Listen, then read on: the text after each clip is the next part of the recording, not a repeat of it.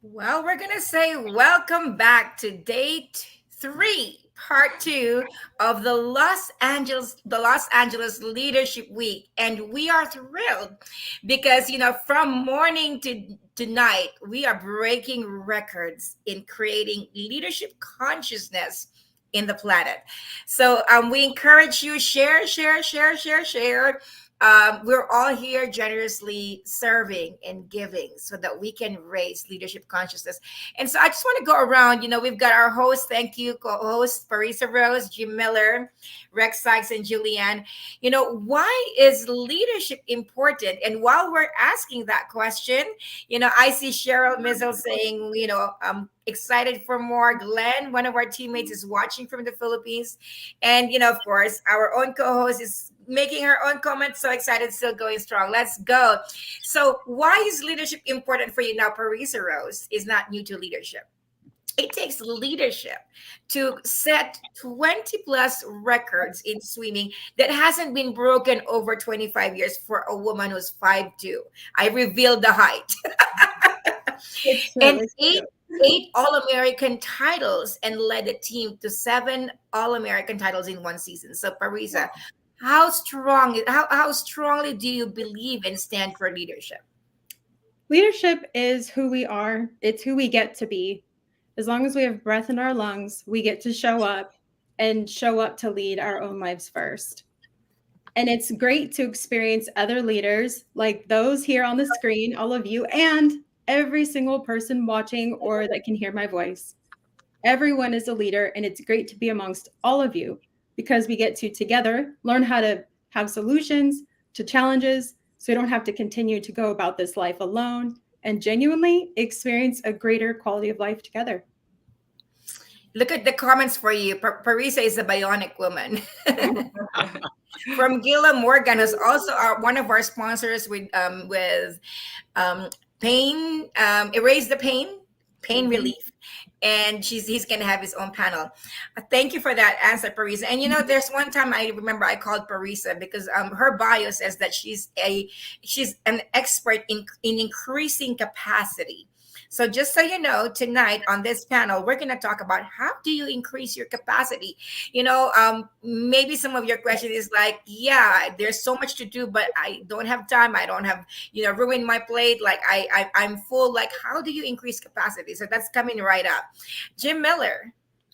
Well, there's a reason why we are conducting this leadership event, and that's because we are putting out a clarion call to everyone to step into an identity, because we all have a choice about what we're going to do in this life, how we're going to show up, what kind of relevance and significance we're going to leave for this generation, for the next generation.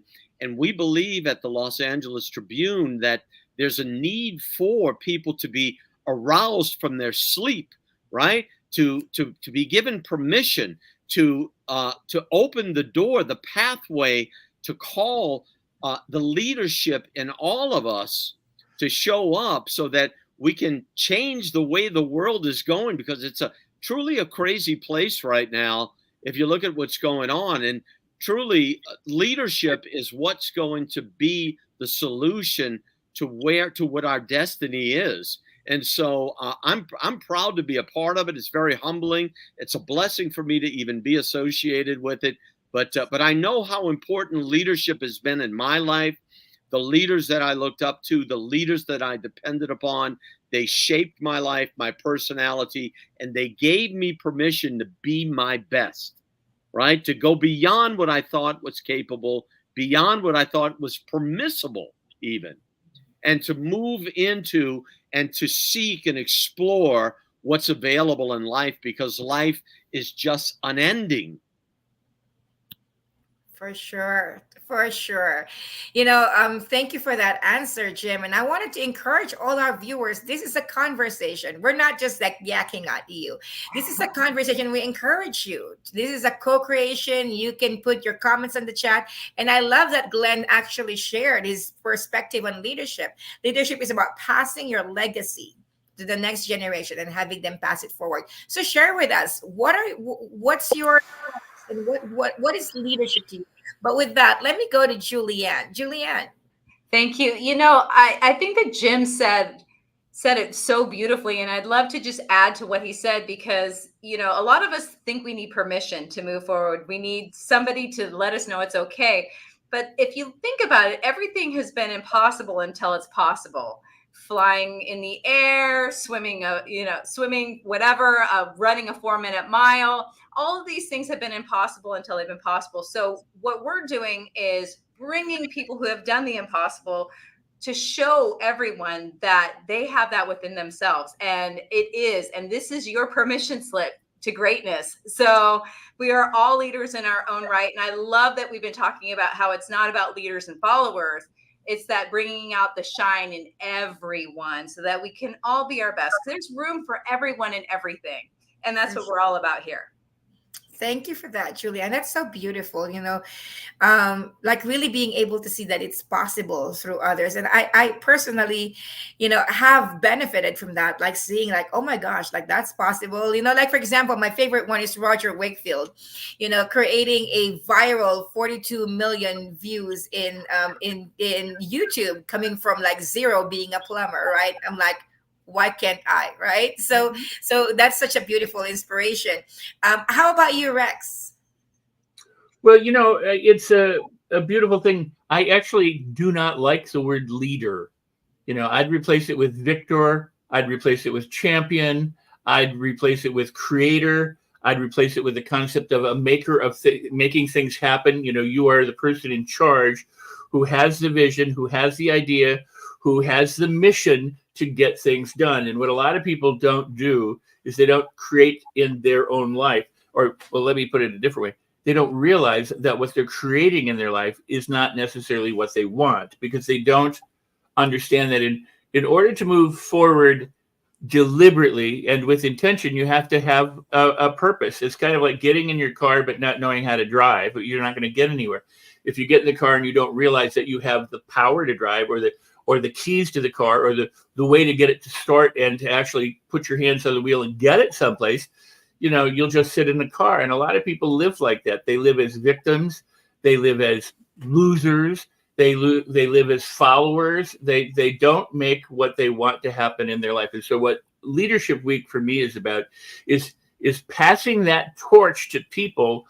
And as Jim said, waking them up, those who might be asleep, and giving them the tools, the methods, the procedures, the principles, and the practices that they can apply to create the kind of life that they want, to make happen what they want to happen, and then to also help other people to do the same. It pass the torch as an adequate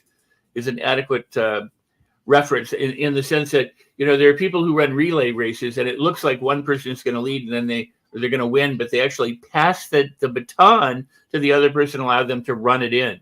But it took both of them in order to win, or 3 or 4 of them in order to win. So it's a group effort. And when it comes to our world, the way we make our world a better place, it's a group effort. We collaborate, we cooperate, we work together in harmony, we unite, and then we make positive things happen for ourselves and for others. So good, Rex. Thank you for that. Wanted to acknowledge that, when I first was thinking about what we're going to do in our host today, I wanted to make it an audience evening. And it's funny because, I'm like, should we invite the audience to come on screen? And now I'm looking at the audience, and we've got Bill Walsh, we've got Tom Chesser, we've got Ash Kantabibnia, and I'm like, we might as well invite our audience, so message if you'd like to come on screen and join us in the conversation, and we'd love to be able to bring you on screen, and let's make it an audience evening. But wanted to kick this off, Parisa, and let's talk about increasing capacity. I know as a record holding athlete, you always are looking for ways to increase your capacity to be able to do more, do further, get faster, so when it comes to being able to increase capacity, what I would love for you to lead this conversation as I go in the back of the screen and share the links to other visitors on how to increase capacity. So Parisa, I'm handing it to you. Well, thank you, Ava. I appreciate that. I'm honored that you entrust me with such a conversation. And yes, this conversation is near and dear to my heart, and it's definitely something that has been a reflection of my journey, as not just as an athlete, but as a woman, as a mother, as a friend, as a daughter, as all of the things, all of the hats. So remember that term, hats, because that will be coming up in a minute.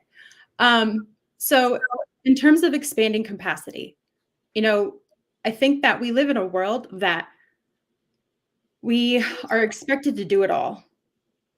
And if we're not, we know that's not realistic. We're still trying to do a lot, probably a lot more than might be effective and helpful, or maybe healthy.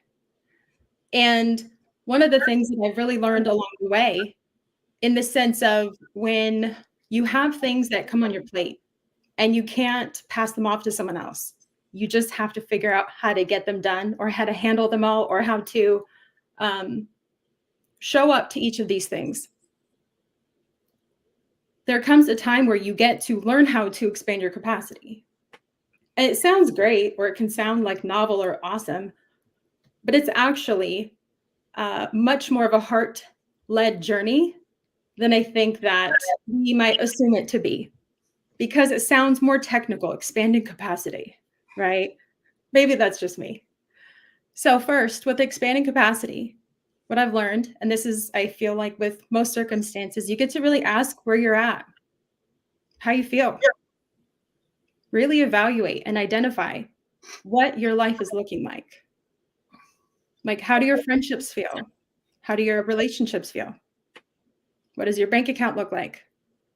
Do they all reflect what you would like to have them reflect? Are they fulfilling? Do they feel safe? Are they the outcome that you need them maybe to be?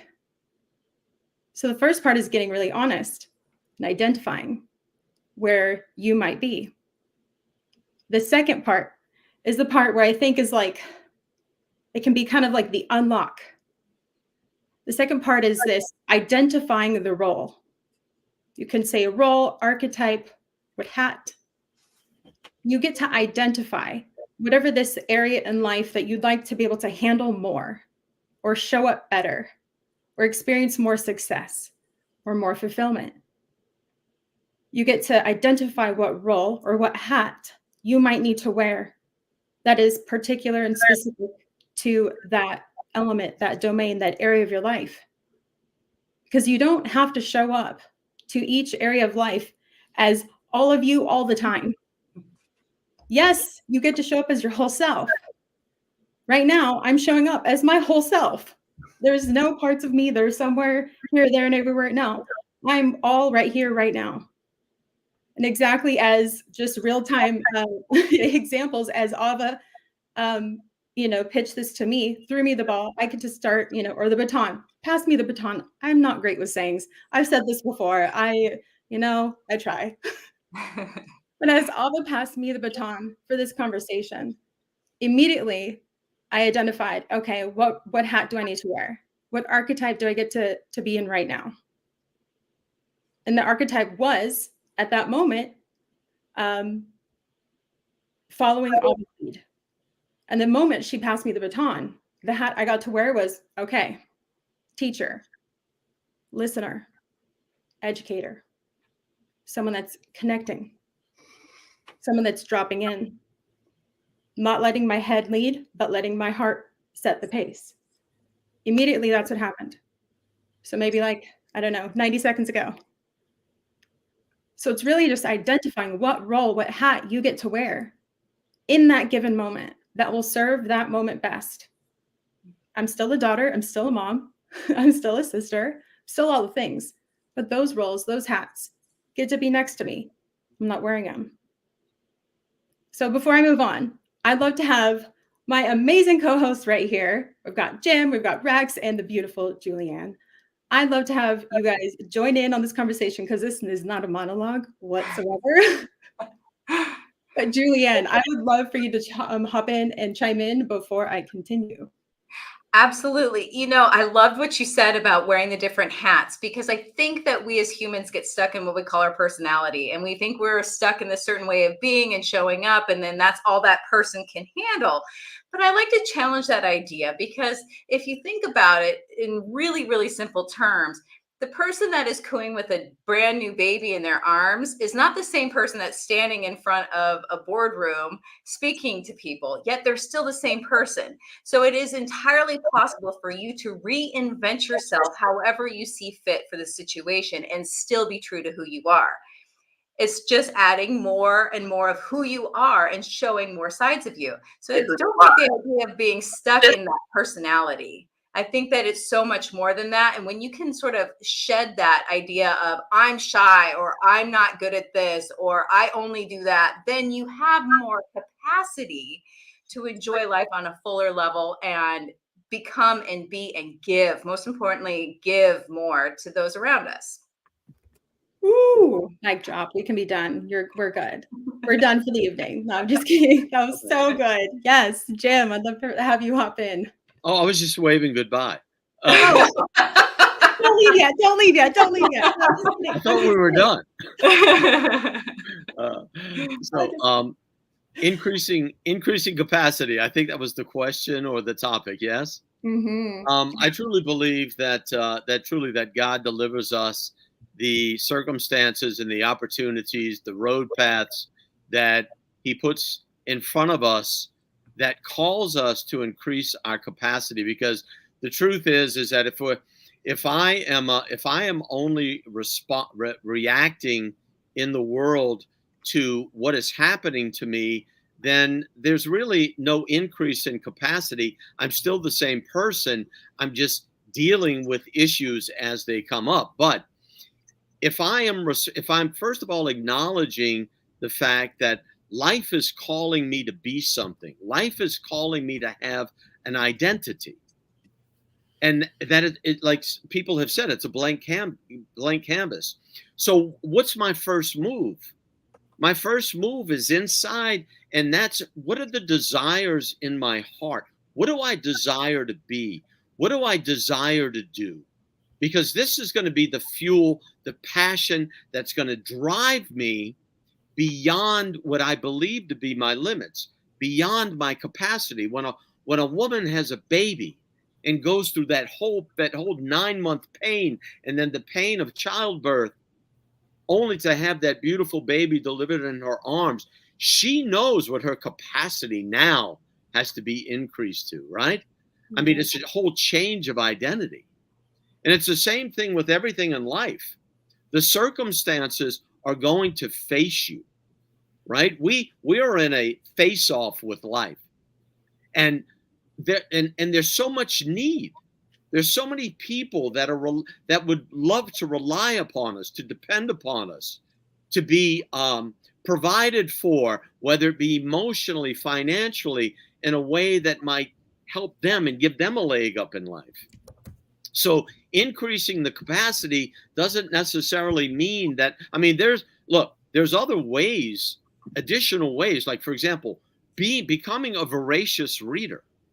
That's a habit. Tai Lopez really drilled in on that. And that's a habit that you can develop by reading. Listen, I read the 5 best novels written. I declared that last year I was going to read the 5 best novels written, and every one of them was over 500 pages. And I'm going to tell you, I read all 5 of them at the same time, 2 and 3 pages at a time. And I got through it. It took me 9 months, but I got through it. And it increased, and it increased my capacity and my knowledge and what I know that I'm capable of doing. So there's what to make ourselves better, to become the fullest expression of humanity that we were created to be, and that life calls us to be. And that's what this whole Los Angeles Tribune leadership experience is. It is an increasing in capacity, a clarion call. I mean, just you cannot be in front of this event day after day and not be transformed, not hear over and over and over and over again the fundamentals right? That everyone, and they're truly fundamentals that are available to everyone. That's the beautiful thing about the increase in capacity. It's available to everyone. Pick up the baton. It's waiting for you to cross the finish line. Wow. Pick up the baton. That was powerful, Jim. This is so good. Thank you, Ava. I love your response. All of the different responses, just tying it in together with a pretty bow. Really, you were talking about Parisa about. Well, it's my turn. It's my turn too, Yes, you got your turn too. So you were. I was just tying it together with a bow for now, and you Rex always puts the cherry on the top. So Parisa was talking about like really. What I heard was prioritizing, like which hat are you wearing, and like channeling your energies. And of course, Ashkan's gonna join us in a little bit, but for now, Rex, let me give you the mic. I just wanted to jump in, but the linguist in me takes exception to a lot of things. Not anything that anyone said, but some of the word choices. For example, abundant means an amount. You can have an abundance of problems, and you can have an abundance of solutions, or abundance of lack, or an abundance of riches. It's when people say, I want abundance, well, what do you want abundance of?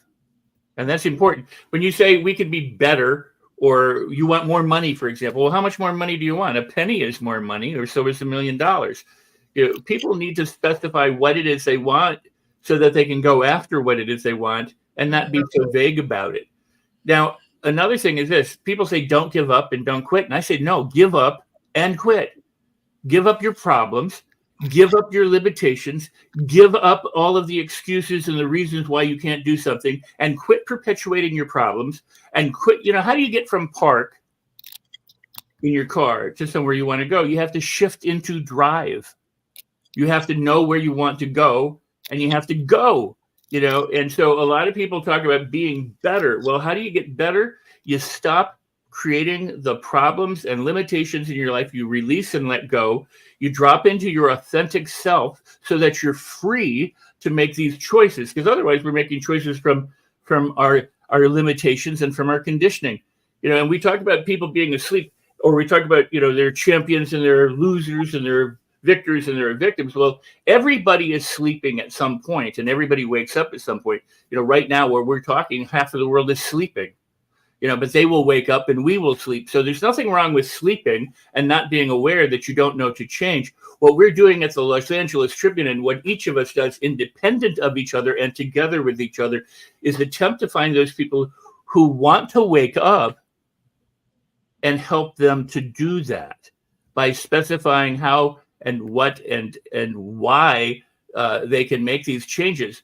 But in order to change, in order to get anywhere in your life that you want to get, like if I say I want to get to New York from wherever I am, or Los Angeles or Greece or whatever, I have to decide when I'm going to go. And now is the best time. Obviously, you start where you're at.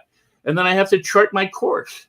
Like an architect has to draw the plans for a building and then gather the resources, the money and the people and the materials in order to build that building.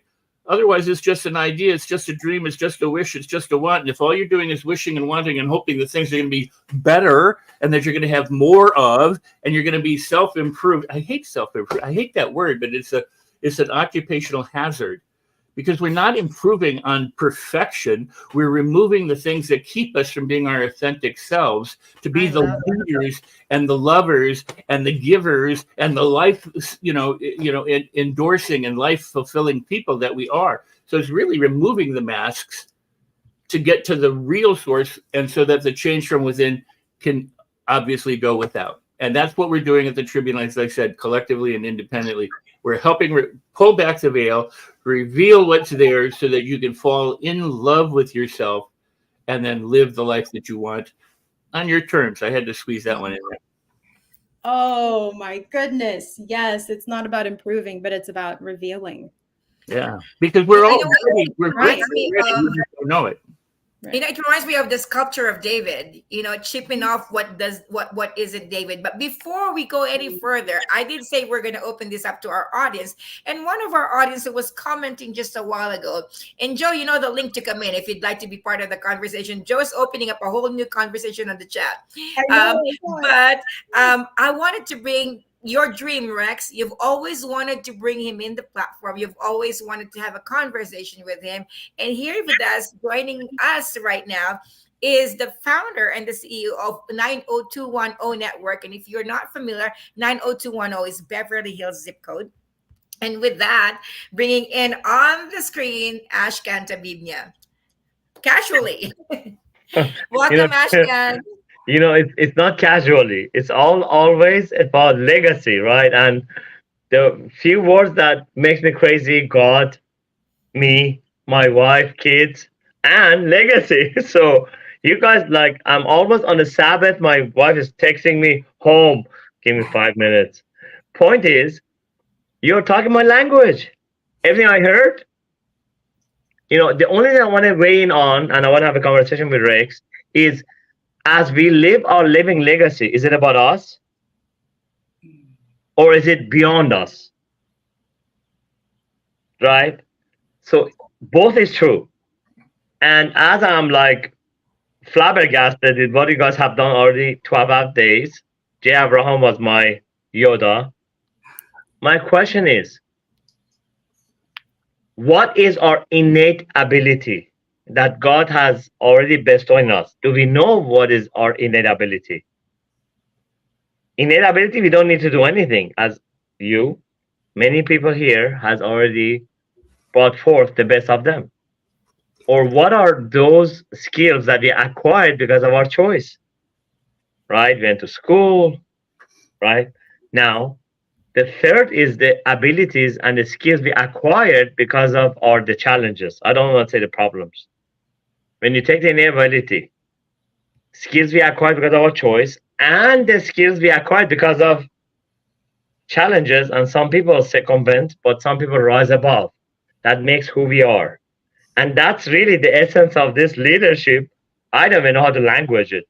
Is this the Guinness Book of Record ever? Yes, it is. Look, I take the credit. Somebody needs to call them and get the credit. Who did not, it's not who we had, is who we did not have. That every person. Was it Bill Walsh? Was it you? Were you five? Or was it any one of superintendents people that came in? You know what? People came in not because they want to showcase themselves, they want to sell, because they wanted to showcase their living legacy. And I don't know what happened. I saw, and this is the area that I really like talk about, and I make it about all five of you. Rex, I have his book, Living Life in Our Own Terms. I am, by the way. Ava, I have no idea how you guys handling all this. It's not 100 of the best speakers in the world. But some people have panels. I have a panel coming on Sunday at 6 p.m. It's about 100 speakers and their panels. That's 500 people. Right? And Parisa, I just heard my wonderful friend here right now. He still did not leave. And it's good. Because is it about leadership? No. Is it about Los Angeles Tribune? No. It's about something beyond us. That's true. The living legacy as we are, because we take our innate abilities and the challenges, and we know the truth. When you know the truth, you don't know that first, and then it's about your family, and then your close friends, and your community, and then your city, and then your country, and then international. But Los Angeles Tribune, I want to be shout out to Mora, not because I like him, because I have no idea what he has done. I'm still trying to get it in. But I'm here to have a conversation with all of you. The question is, do you know why are we doing this week? Do you know what happened? Do you know what we are doing worldwide? Not subjectively, objectively. With 70 hours of the best leaders in the world, showcasing not their expertise. Because when we say I'm an expert at, I am a master at, but there comes a point that I say I am the change. I am the legacy. I am the solution.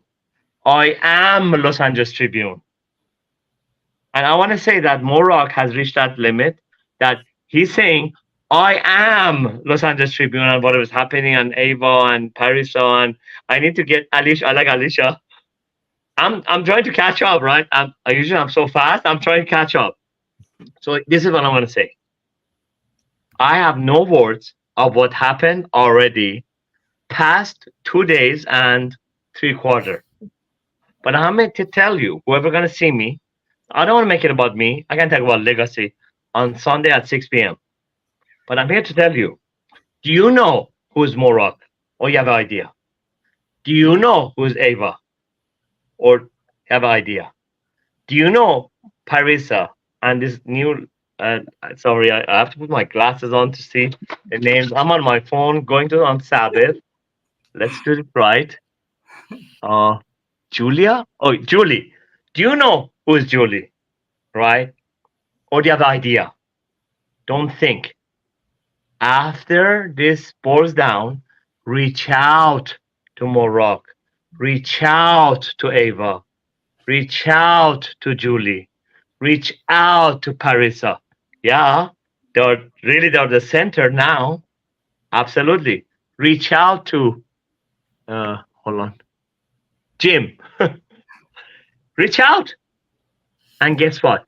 Maybe they are the given agent for your next plan, phase, legacy of your life. But if you don't know. Why did we do this whole leadership legacy? I'm going to say again, coined by me, it's going to be absolutely the Guinness Book of Record of leadership, any genre, worldwide, virtual or in person, ever. 7 days, 70 hours of the most prolific people on earth.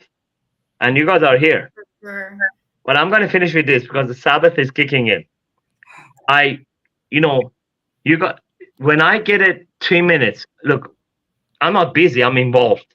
But if I get 3 minutes today in the morning at lunch, I don't take lunch. I don't take break. If I got 10 minutes and 5 minutes and 10 minutes past 2.5 days, Sabbath not, guess what I do? I show up, not as a contestant, not as somebody want to put, I show up because this is beyond everything I've been involved in leadership and some. Thank you, Ashkan. Thank So you. I'm going to finish with Rex Rock. You told me and Rex to have a conversation. But I want to tell you something. Rex Sykes, hold on, just so you guys know, it's so fast here. Here's my book, right? Fast. Rex, look. Here, right here. There. So I want to tell you that you guys are representing the people that beyond themselves and they're living a legacy. And in conclusion, I'm not here to serve. I'm here to learn today. There is something beyond us. What's next? Sometimes we don't need to know. Sometimes we just need to be ourselves, use our innate abilities, our skills that we acquired because of our choices, and skills that we acquired because of challenges. That makes us, and we can have opportunity like me before Sabbath now with you guys. So I leave you with this. What is legacy? What is living legacy? What do we leave behind? Because there's so much information and opportunities. So people get overwhelmed and they're lonely. They don't say so. Don't look at all of us so happy. We love to social and we talk to each other. There are many people that they're just watching you guys and they are actually suffering and they're trying to pull the trigger to kill themselves because there's so much darkness out there. How do we even get to them? By not showcasing, we get inspired. Inspiration goes away. We get happy. Happiness goes away. But you know what stands? what you guys are doing right now. For sure. 10 hours a day, right? 7 days. And they see that. And you know what? They say, you know what? If they tenacity, persistency, these people, what is something wrong with them? They don't come par with us. But you know what they do? Maybe because of something you guys said today, or I said, or the next 5 days, that's a living legacy. Maybe we can save another life. It's actually, whatever, is a mental health month, right? Mental health could be something happened to our childhood, parents, anything.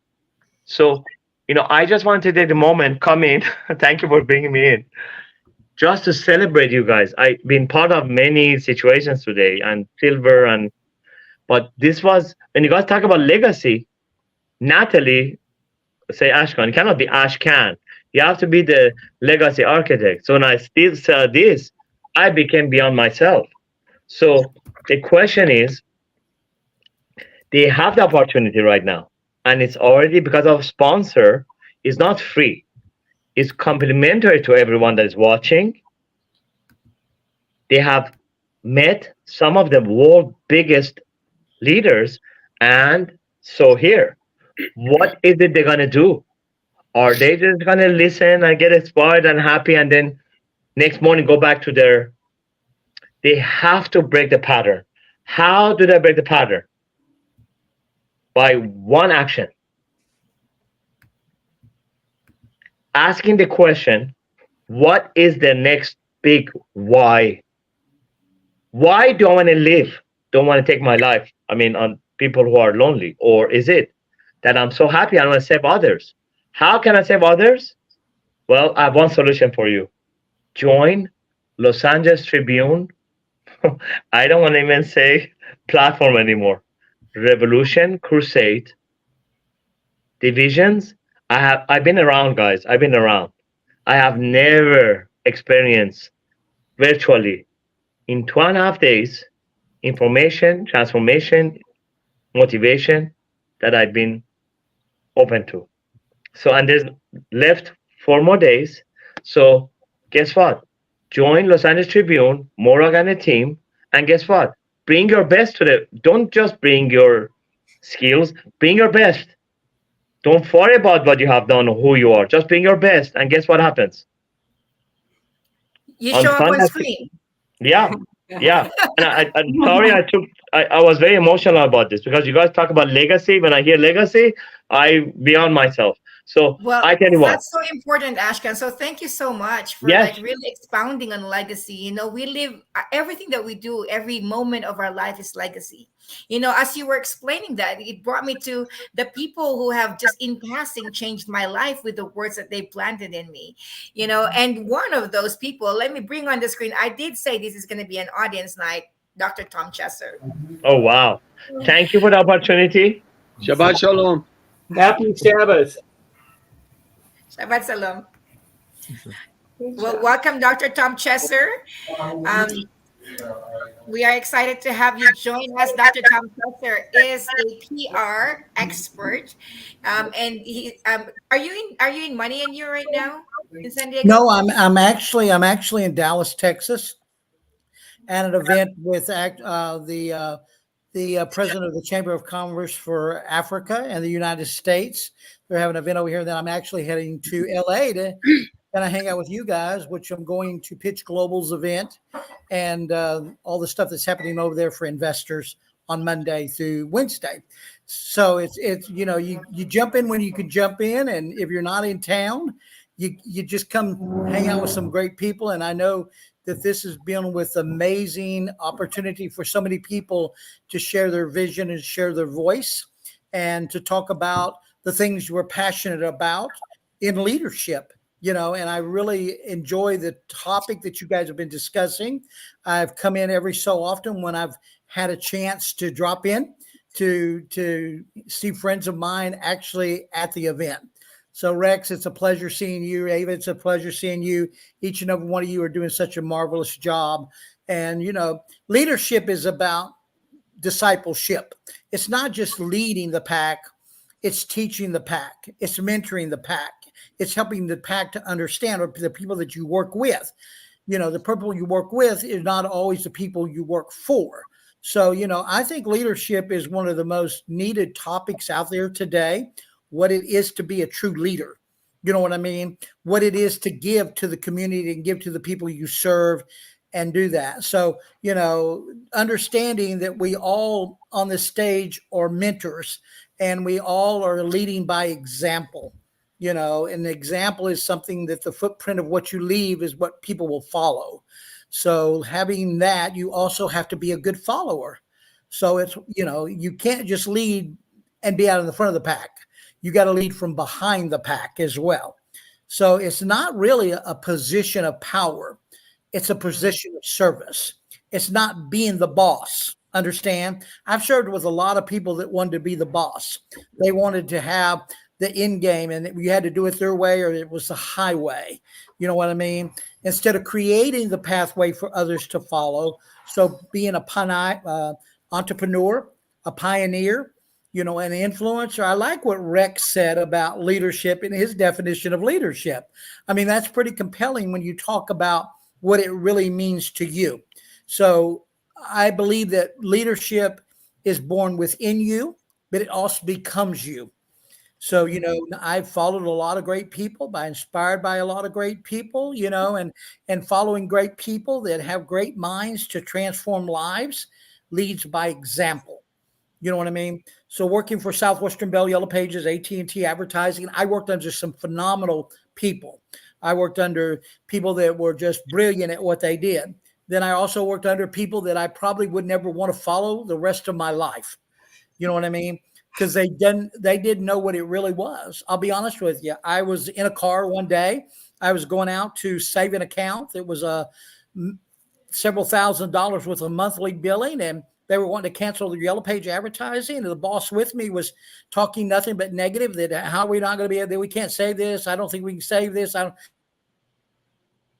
You know what I said to her? I literally said, "This is my manager." I said, "Hey, listen, man. If you can't add value to the conversation right now, I just really want to pull over and I want to let you out of the car because I'm going to save this thing no matter what. I'm going to do whatever is necessary to bring the company back the revenue so they don't lose it." She was shocked. She was mortified. "You can't do that. I'm your boss. I could fire you." I said, "Well, if that's what it takes and I don't get the job done and I don't bring this to the level that you want it back, I'll give you permission to fire me when I get back into the office." But, you can't lead by negativity. You can't lead by forcing people to do what you want them to do.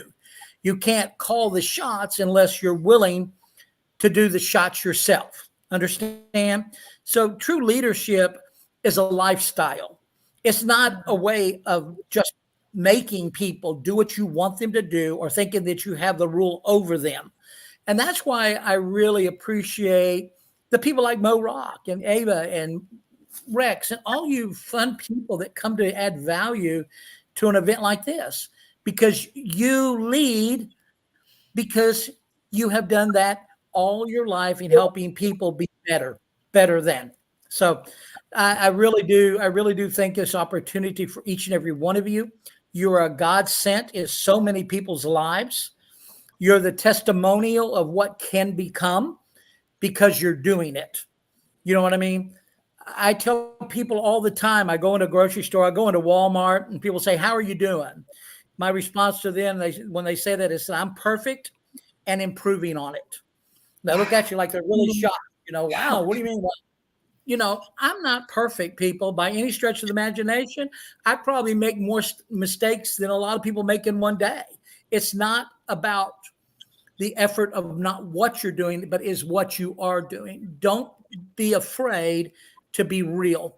Don't be afraid to be a living example, understand, for other people to follow.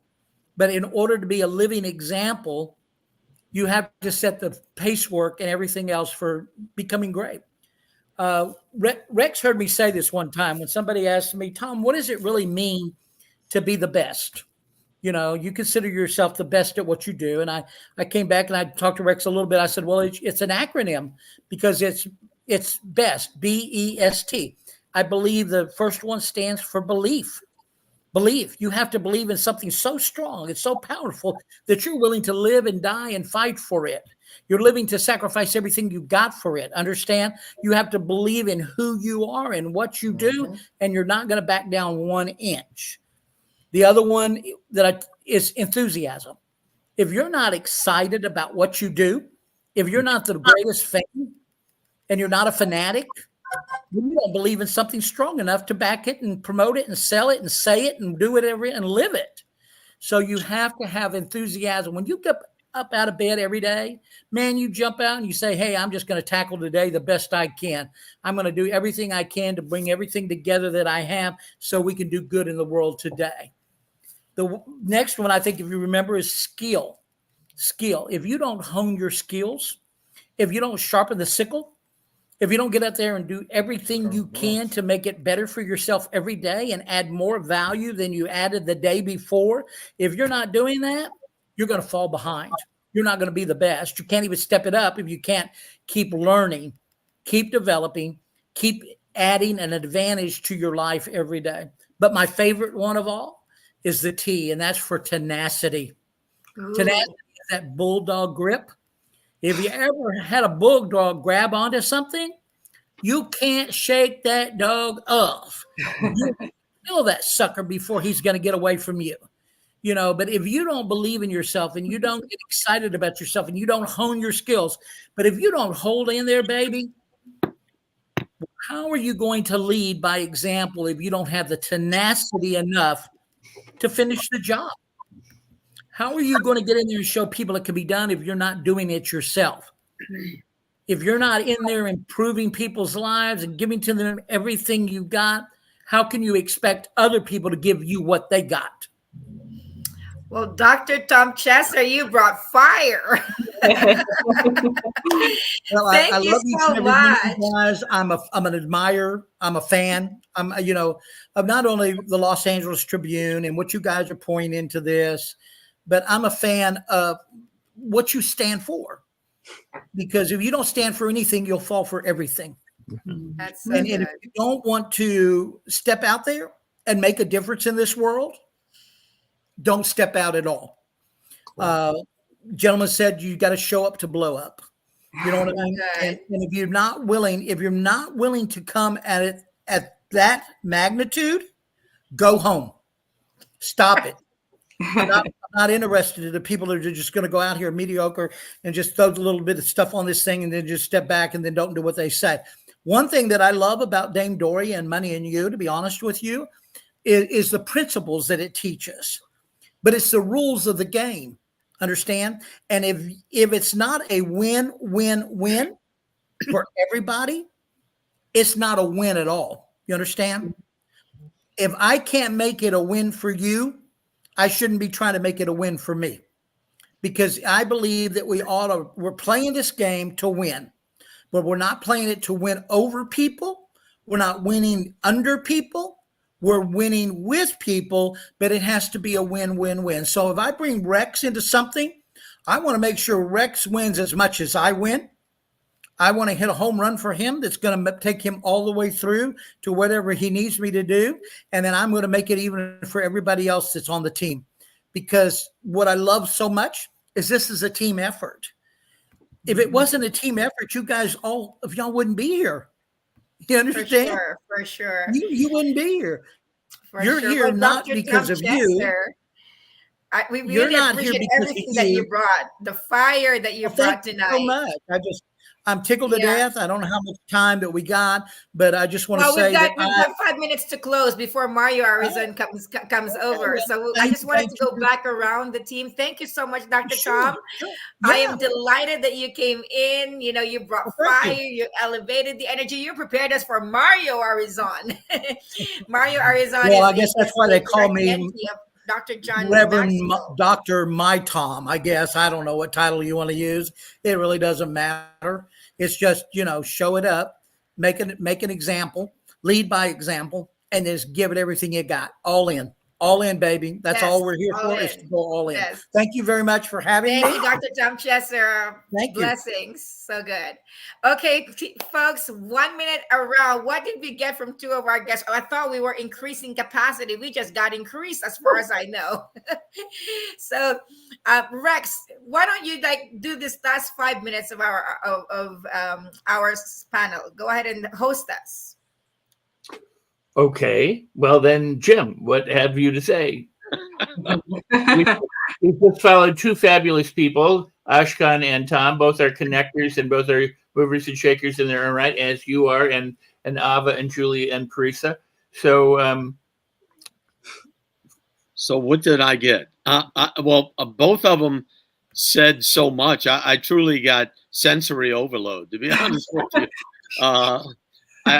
You know, the messaging is, like I say, if you stay on this event 7 days, you're going to hear the fundamentals of leadership that are going to come from everyone. And that is, you know, for the most part, leadership is all about the other person. And, you know, we're really reluctant to give because we believe that giving is depleting. And it's really such a counterintuitive design of life that giving actually gives back to us more, because we make space for more to come into us. So the more I give, the more I receive. And it's like I said, it's so counterintuitive to nature, to psychology, but it is a human design that we are here to serve each other, to support each other, and truly, like is going to be the gospel at Mass this week for me, and that is to love one another. Oh, that's beautiful. That's beautiful. I do want to remind people that we have Mario coming up, and then we have Ben Gay coming up after him. So you want to stay tuned to whatever time zone you're in, wherever you are around the world. Let's go with Teresa. Closing thoughts. Closing thoughts. I want to touch a little bit on what our last guest, Dr. Tom, was sharing about, that leadership is discipleship. If we're going to talk about discipleship, we get to talk about discipline.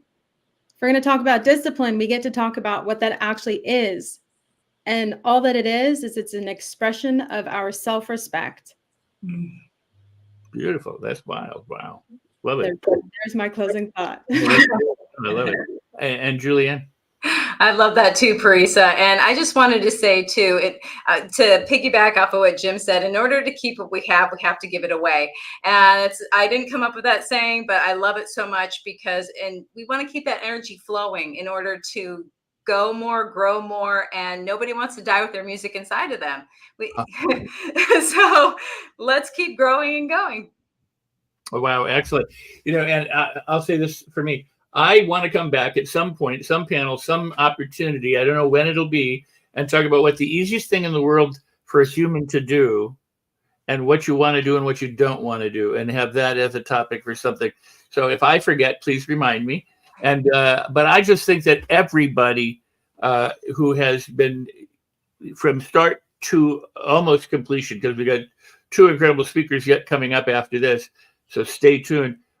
From start to finish has been an exemplar in terms of making things happen, contributing to others, saying yes, and helping other people to say yes and to step into their own power.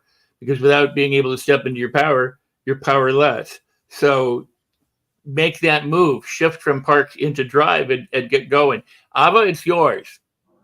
Thank you. You know, I wanted to tie it together with Parisa's first conversation on increasing capacity, and what I got from Ashkan and Tom. First of all, my thoughts about increasing capacity are two things. You know, one is emotional management, and what that means is, to me, really everything that happens is interpreted between our two ears, right? You know, from the words of Dr. Napoleon Hill, if you think you can or you think you can't, you're right. You know, if you say something is difficult, then it's difficult. When you say something is easy, then it's easy. We have the choice to interpret things, based on the decisions that we make and how we want to interpret it. So I was once asked the question, how difficult was it to very recently, just within a month ago, how difficult was it coming from the Philippines to come here with no relatives? And I said, well, difficulty is subjective, right? Like coming here in America and working isn't difficult at all. Not having options in the Philippines, that was difficult.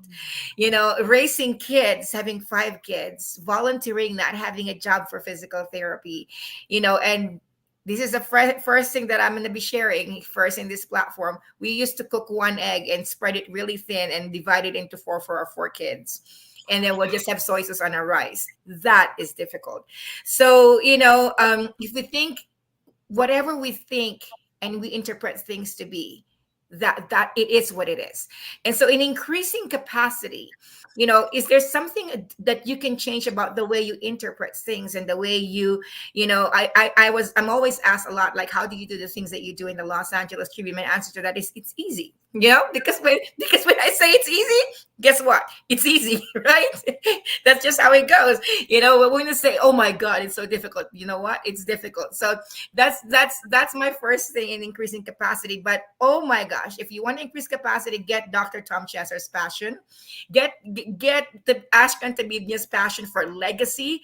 Like living life beyond us, living life beyond Ava, beyond LA Tribune. It's so much bigger than us. And then taking on Dr. Tom Chesser's, enthusiasm, being a fanatic. Like everything is so much easier when you're a fanatic. It doesn't require energy because you're a fanatic at it. So with that, we're still have time waiting for Mario Arizon, the mentee of John Maxwell. So I'm giving back the mic to you, Rex. Well, then I'll take a moment to say what I might have said at another time. The easiest thing in the world is to make an excuse or to give a reason. And I'll be real honest with you, I don't want to hear your excuse or your reason.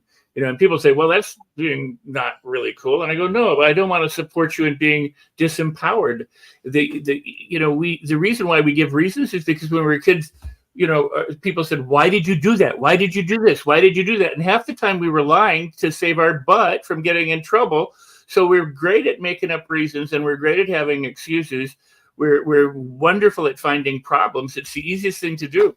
I'm an actor and filmmaker from Los Angeles. If you say, hey, well, I'm sorry I'm late because of the traffic, they go, that's not an excuse. You're fired. Your job is to show up on time and be there because we're spending millions of dollars a second to make this movie. So I'll wrap this up a little bit with a story. I was directing a feature film. It hasn't come out yet, so you can't look for it. But I'm directing this feature film, and we're in what's called a practical set, which means we bought a set. It's not built, in a soundstage. And we have to have a lot of stage blood, go off. And we don't want to have to paint or refurbish the apartment or damage it in any way. So now that we're in the set, there's a lighting person, there's the special effects person, they're all that, and they're going, we can't do this. We can't do it. We can't do it without getting the walls dirty. We can't do it. I said, I don't want to hear why we can't do it. We can spend an hour talking about why we can't do things. I want to hear what we can do and get it done. And they go, well, we can't. And I grabbed one of the lights and I stuck it down in the middle of the room. I go, well, shoot it right here, put plastic against the wall. Everything will be dark around us and we'll shoot spotlight right here. And we blew blood all over the place and it didn't damage anything.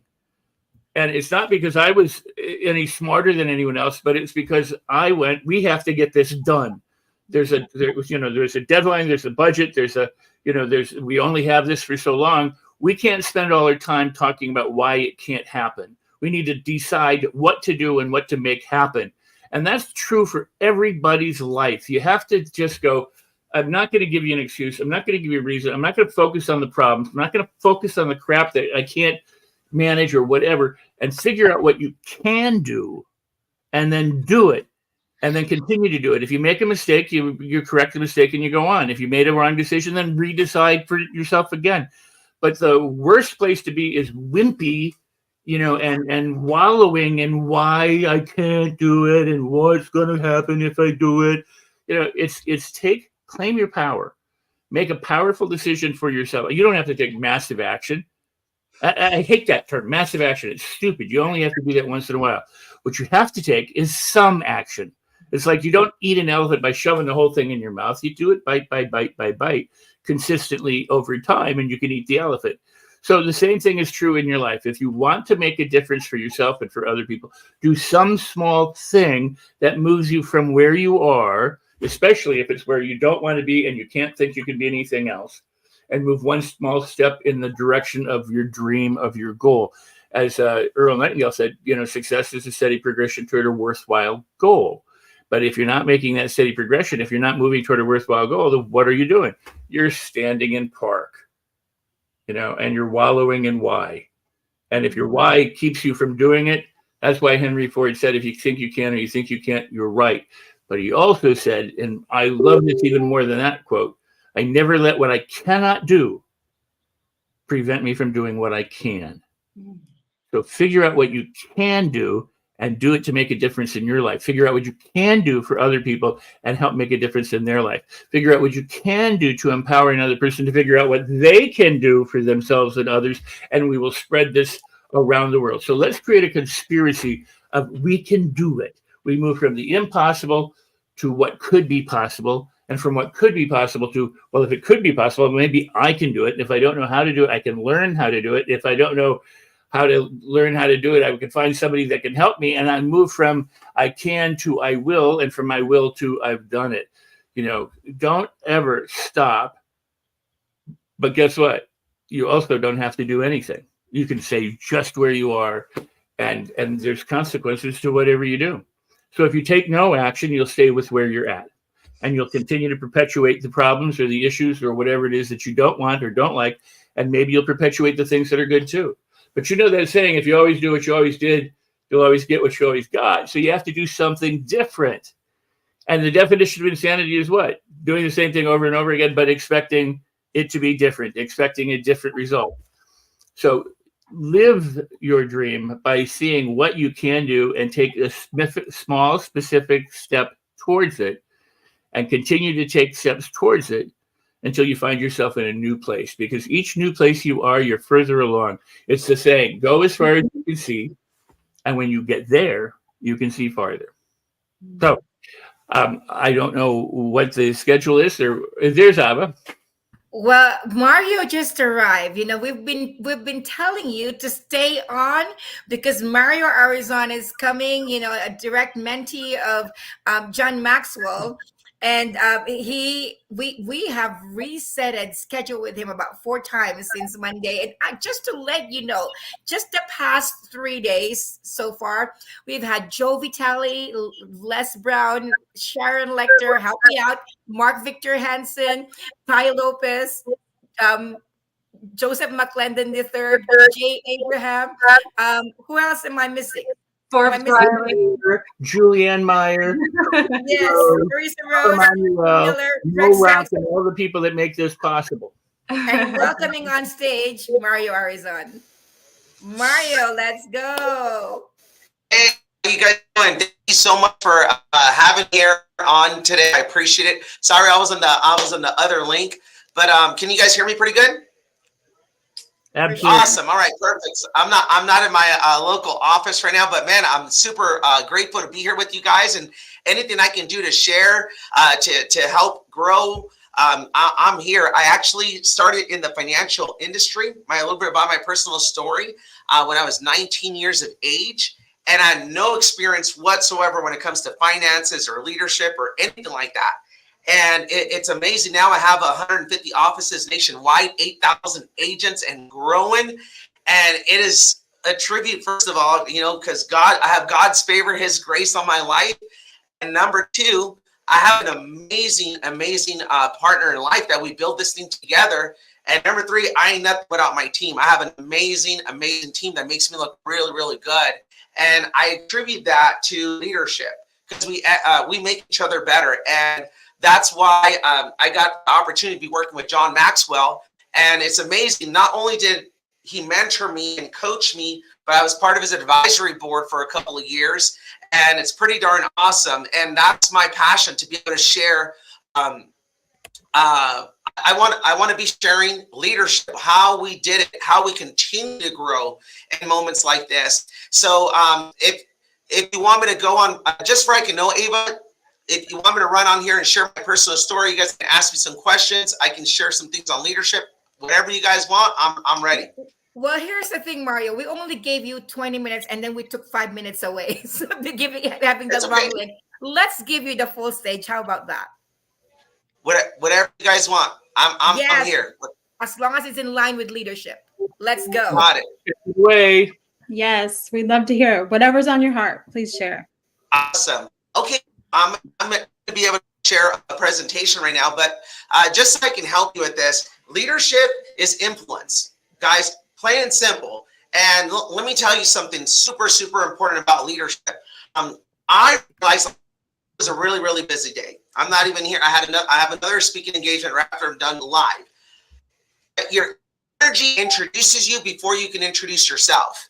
See, I don't care what's going on. You can never wear worried on your sleeve. Think about this. Imagine you get on an airplane, and as soon as you get on the airplane, you feel some turbulence when you get in the air. Right away, we look at the stewardess. We see what she's doing. And if she's nervous, she's scared, everyone's going to freak out. Like, wait a minute, this is not normal. But then you hear the captain, the guy, the pilot saying, hey, guys, sorry about that, a little turbulence, but everything's fine. The next 10, 15 minutes, just put on your seatbelt, relax. We're going to elevate to another, 5,000 feet. We'll get out of this. Don't worry about it. All of a sudden, everyone's calm. See, your job as a leader is to build that confidence in your people, that they look at your eyes, look at your body. I'm telling you, your body language, your energy. Are you calm? Are you collective? Are you ready to conquer the world? Are you ready to go to the next level? That's your job as a leader. Yes, it's tough. It's probably the toughest thing you ever do in your life, to be honest with you, when it comes to leadership. But let me tell you, it's the most rewarding when you see your people win, because it's a ripple effect. There's no limit. And I mean, there's no limit of the ripple effect you can have in people when you decide to be a leader. And I'm going to challenge you today to make that decision. See, everybody wants to be a leader. Everyone, I know, like, man, why do you want to be a follower? Until it's time to do what leaders do. It's to put a smile on your face when you don't feel like it. Right? It's to have a good, positive energy when you're just like, man, I just want to throw in the towel. Been there, done that so many times. But the reward behind it is so much better. See, guys, I want you to know, and I don't know if I can, if this can share my slide a little bit here. Let me mute this real quick.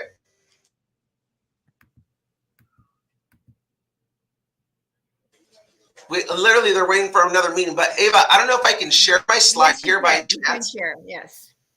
Okay, cool. I have it on slides. So let's see if I click on. This is brand new. Slides. We're gonna have slides. We haven't had slides all week, and we normally don't. But it's Mario Arizon, so we're looking at slides. Yes, I want to share some things that you can take home with you to start developing leadership. I want to give you some tangible things that you can do with your children, with your business, that if you apply it, it's not maybe, it's not hopefully, it will grow. So I'm a momentum builder. I know how to build momentum. So I see my slides are here. Do I put present mode? Let's see, slides. Sorry about that, guys. I'm used to doing Zoom, but let's see. There it is. We got it. All right, awesome. So I'm going to show you on this slide, all right, how this works, okay? And I'm going to skip through a couple of things, but just to let you know, I come from very humble beginnings. This was an event that I learned with my mama when she had me when she was 15 years of age. And what's so amazing about this is a good plan was, they were telling her to give me up for adoption, to have an abortion.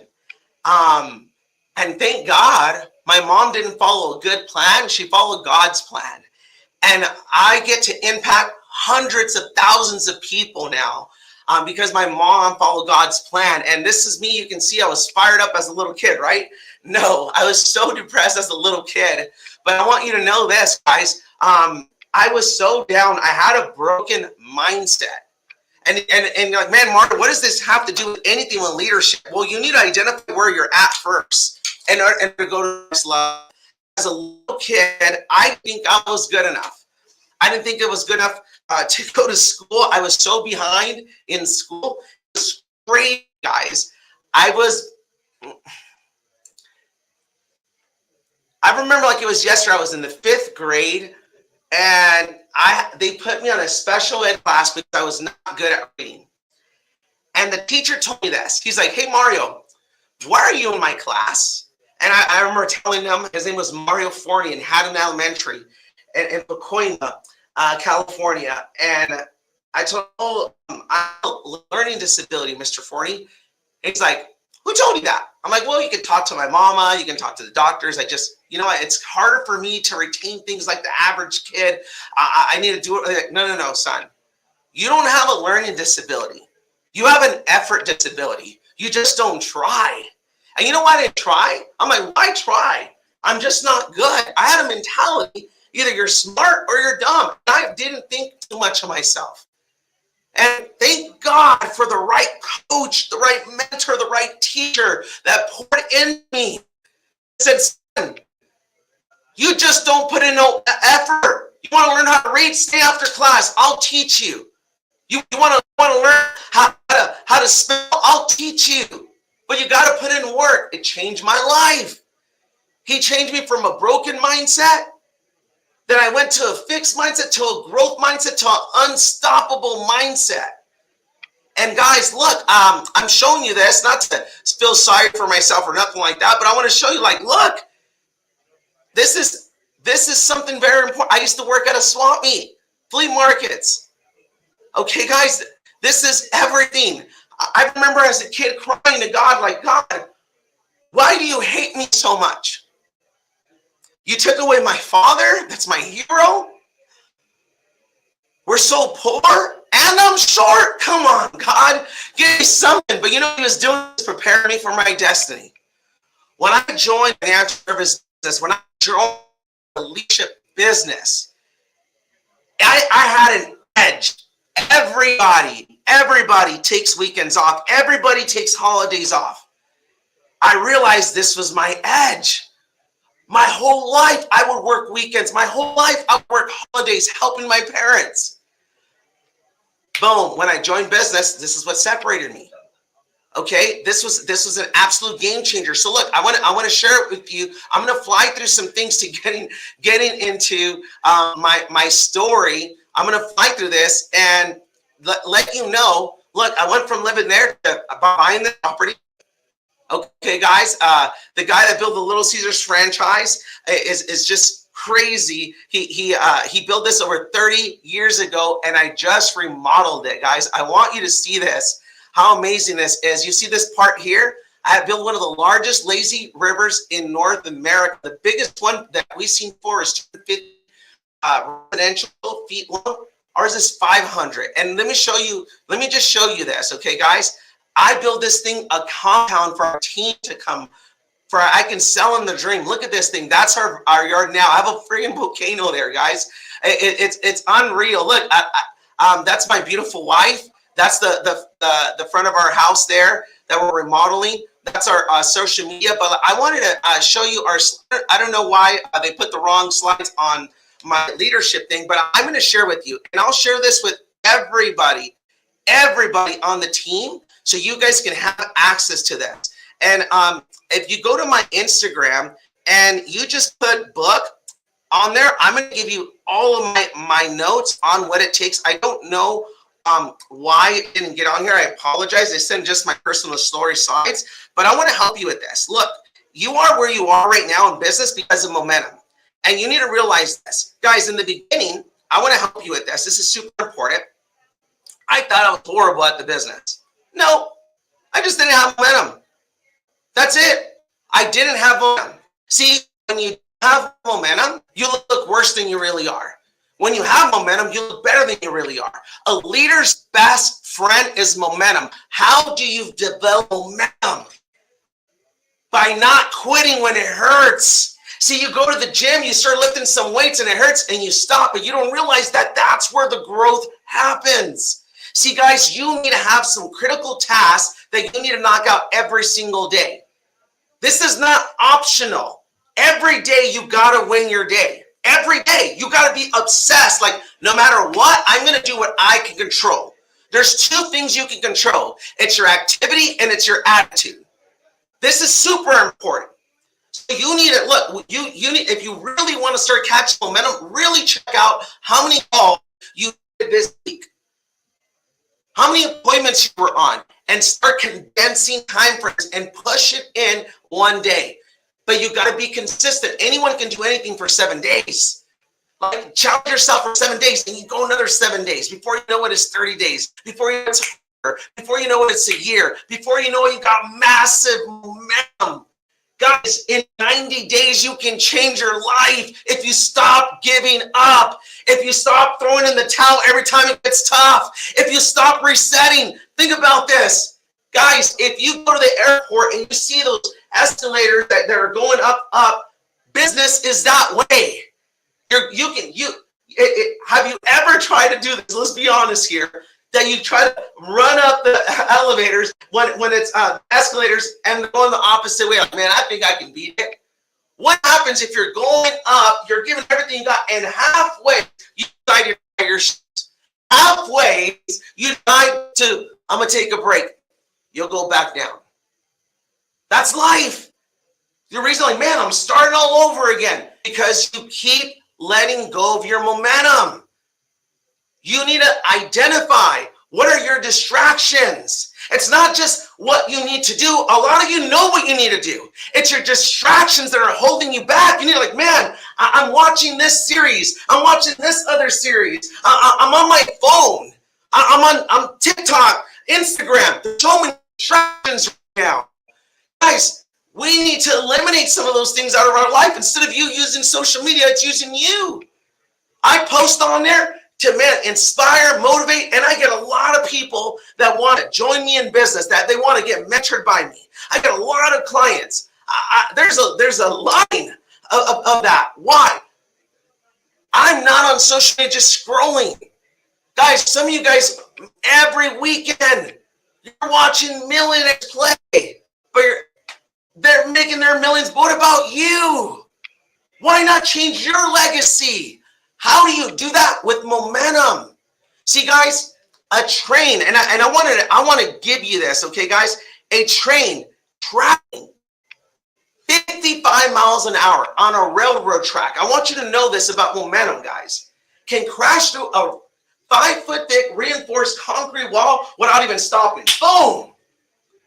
But that same train from a stationary position won't move if there's an inch block in front of its driving wheel.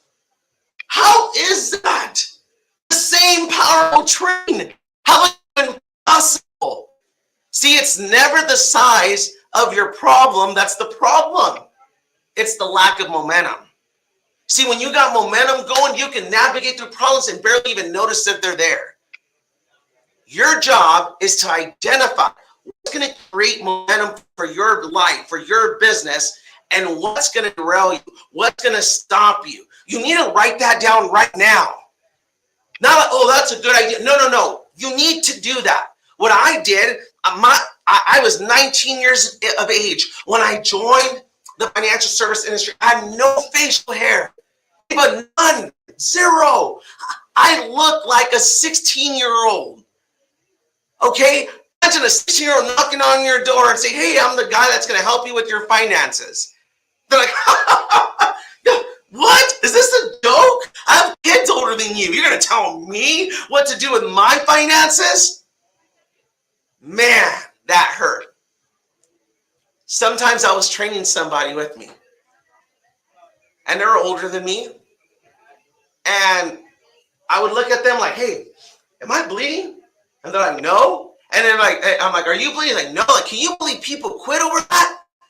That's why we're going to be millionaires one day. Man, because people quit when it gets tough. Come on. And I would drop them off. And you think I felt sorry for myself? You think I cried all the way home, man, just complaining and whining and complaining to the world? You think I did that? Of course I did. I'm freaking human. I was like, man, I suck. This is so horrible. They embarrassed me not only in front of myself, but in front of my people. Oh my goodness. Been there, done that. The most embarrassing things in business. Here's the secret. I didn't quit. When you want to quit, don't quit. Write this down. Recommit.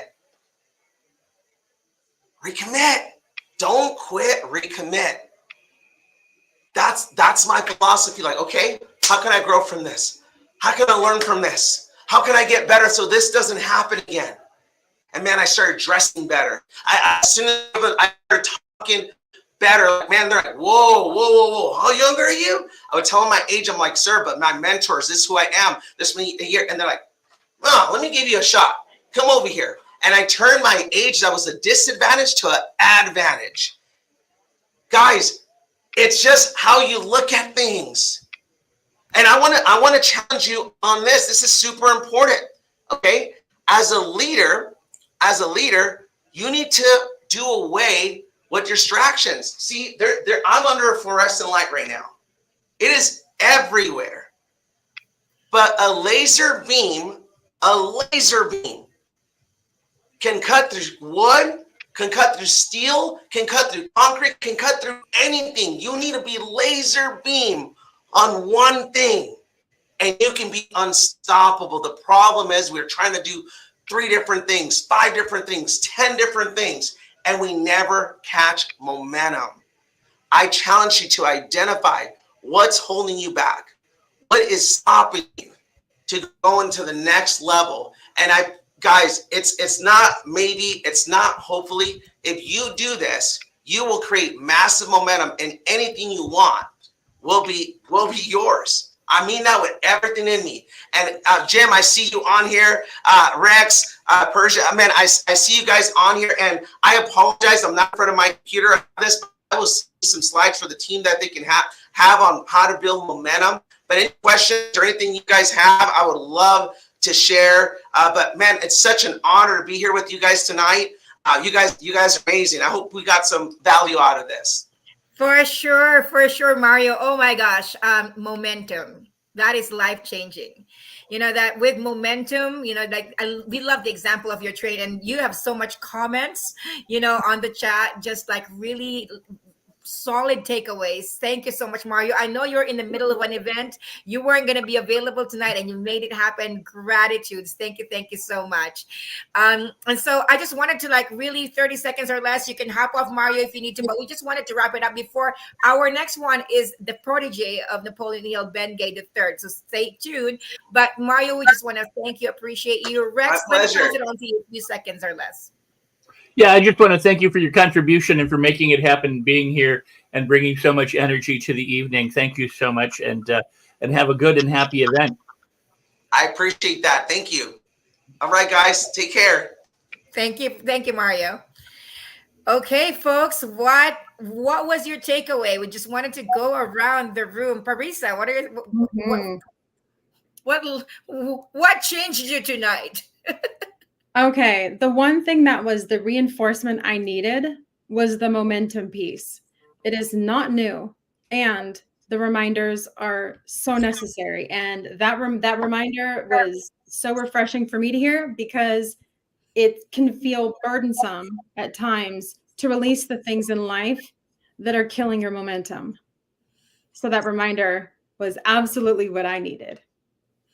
Thank you so much, Parisa. Well, we are going to go on a quick break. And when we come back, we're going to have Rex Sykes and Ben Gay III. We'll be right back after this commercial.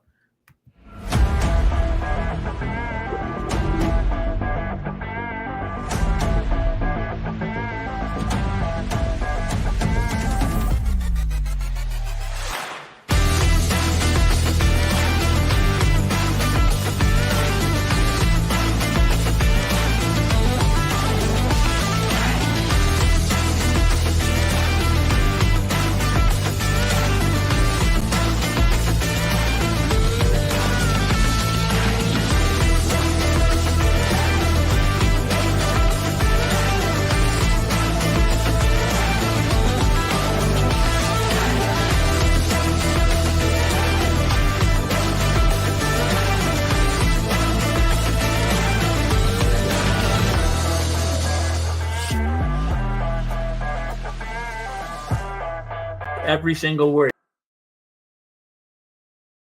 Ben Gay. Ben is the last living protege of Napoleon Hill. That means right prior to Napoleon leaving this planet, Ben benefited from his tutelage, his mentorship. And I'm going to let Ben tell you more about that. But not only that, Ben is an expert and authority in sales and closing and all manner of anything that has to do with influence and persuasion. So I'm going to bring Ben up right now because he's a leader in so many different arenas. In fact, maybe this whole arena, this whole personal development field that we're in is due to Mr. Ben Gay and some of the people that he participated with back 4 or 5 decades ago. So Ben, Mr. Ben Gay, it's so good to have you here, my friend. How are you? I'm fine, Rex. Thank you for welcoming me. I look forward to this. Have been looking forward to it for several weeks. And I as well. And for the audience who don't know, Ben and I are friends. We're actually doing a program together. We'll talk about that later. But I met Ben and was just thrilled because Ben is just such an incredible source of knowledge, and not just knowledge, but the applying of knowledge. Because to know and not to do is to not know. And you are somebody who knows and does. And I know where the bodies are buried. And you do. This is true. So Ben, I've said, you were Napoleon Hill and may in fact be responsible for this whole arena of transformational workshops and seminars going way back to the early days when you were with a makeup company. Yeah, Holiday Magic Cosmetics and its various subsidiaries, owned and run by William Penn Patrick, who was one of my very early mentors and second only to my father, and tied with Napoleon Hill. And that's fantastic. So can you give us a little bit of that background, and from Holiday Magic to Mind Dynamics and what kind of happened? Give us a little bit of history so that people understand your contribution and legacy, what you've left, as well as where we're moving toward in the future. Well, I was sort of in the catbird seat, Rex. We were the largest direct sales multi-level marketing company in the world. Either we were when I got there or became that shortly thereafter.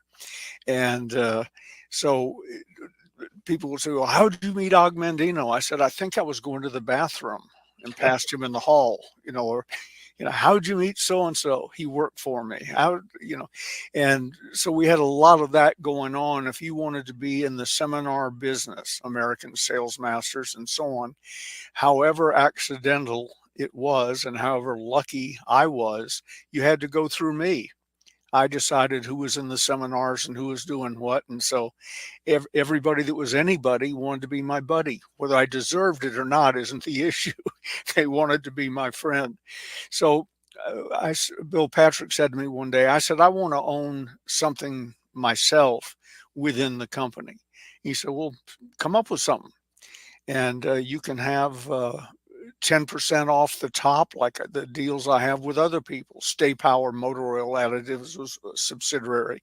The guy, Terry something, I forget his last name, who came up with that, got 10% of the gross right off the top, even though I and whoever I put in as president of that company at the time had to do the work. So that appealed to me. So I sat down with my trusty thesaurus and came up with the name Leadership Dynamics Institute. And that was, I didn't know it at the time. I was just looking for something where we could charge money to come spend some time with Bill Patrick and me, and sort of a mentorship program. So it was 4 days. I think it was $2,500, but we're talking a long time ago. It'd be about 25,000 today for 4 days. Ran from Thursday morning to Sunday afternoon nonstop. It was one of the early encounter type groups.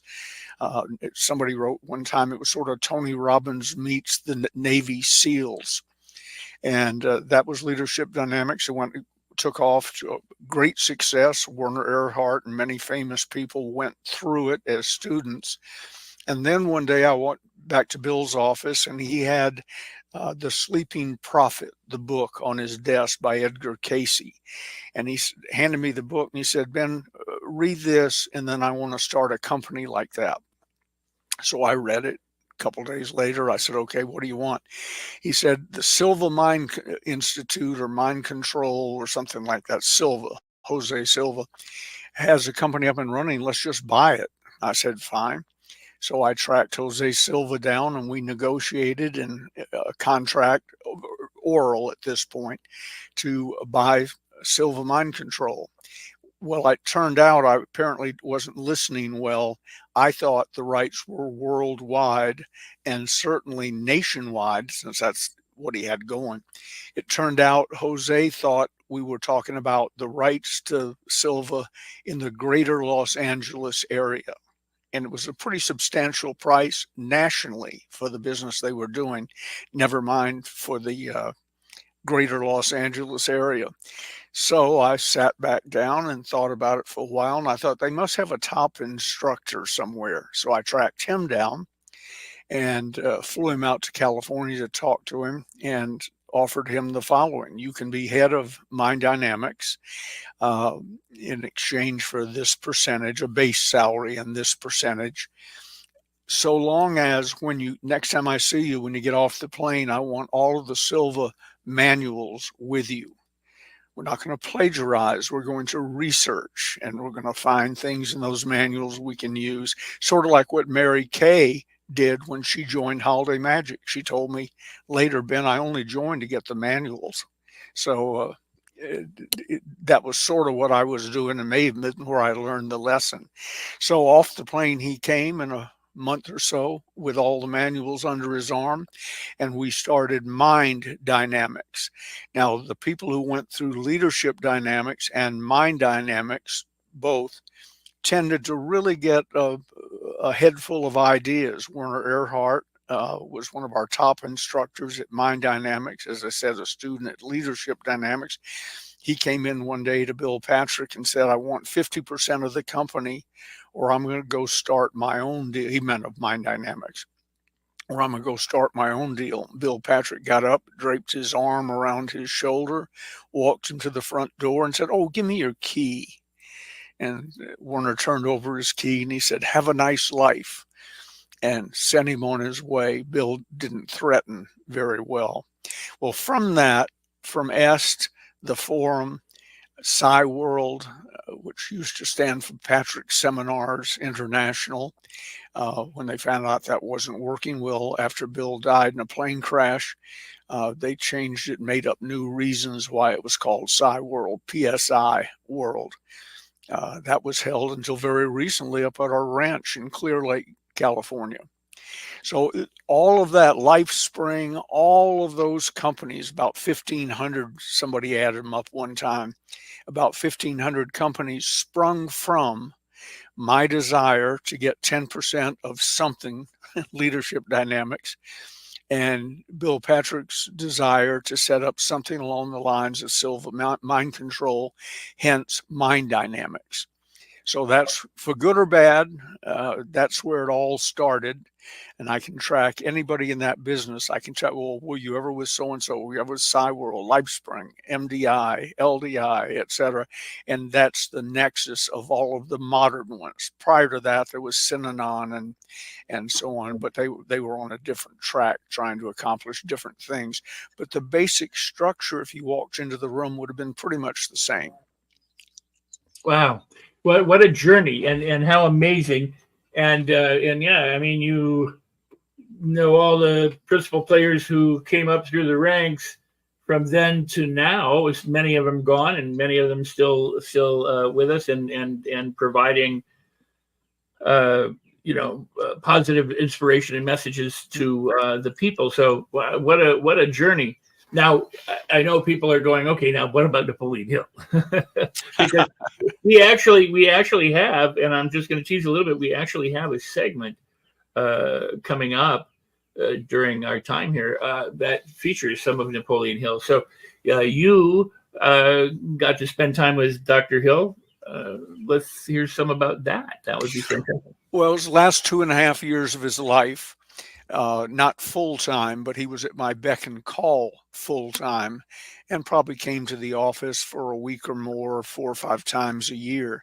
And the way that happened was one day there was a knock on my door, and it went, and then the door opened. That meant it was William Patrick knocking to be polite, but not knocking to ask if he could come in.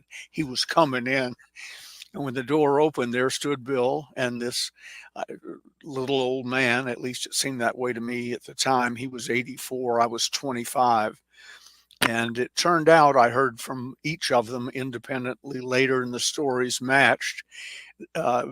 Napoleon Hill was there to give Bill Patrick a plaque and present him with a signed copy of a new book he'd written, in which he said Bill Patrick was one of the, I think it was 5, maybe it was 10 greatest people currently living or ever had lived or something, in a book dedicated to Bill Patrick and these other people. So he flew out to present the plaque and to give the signed copy and so on. I didn't even know he was in the building. I might have met him on the way to the bathroom, had he gone to the bathroom.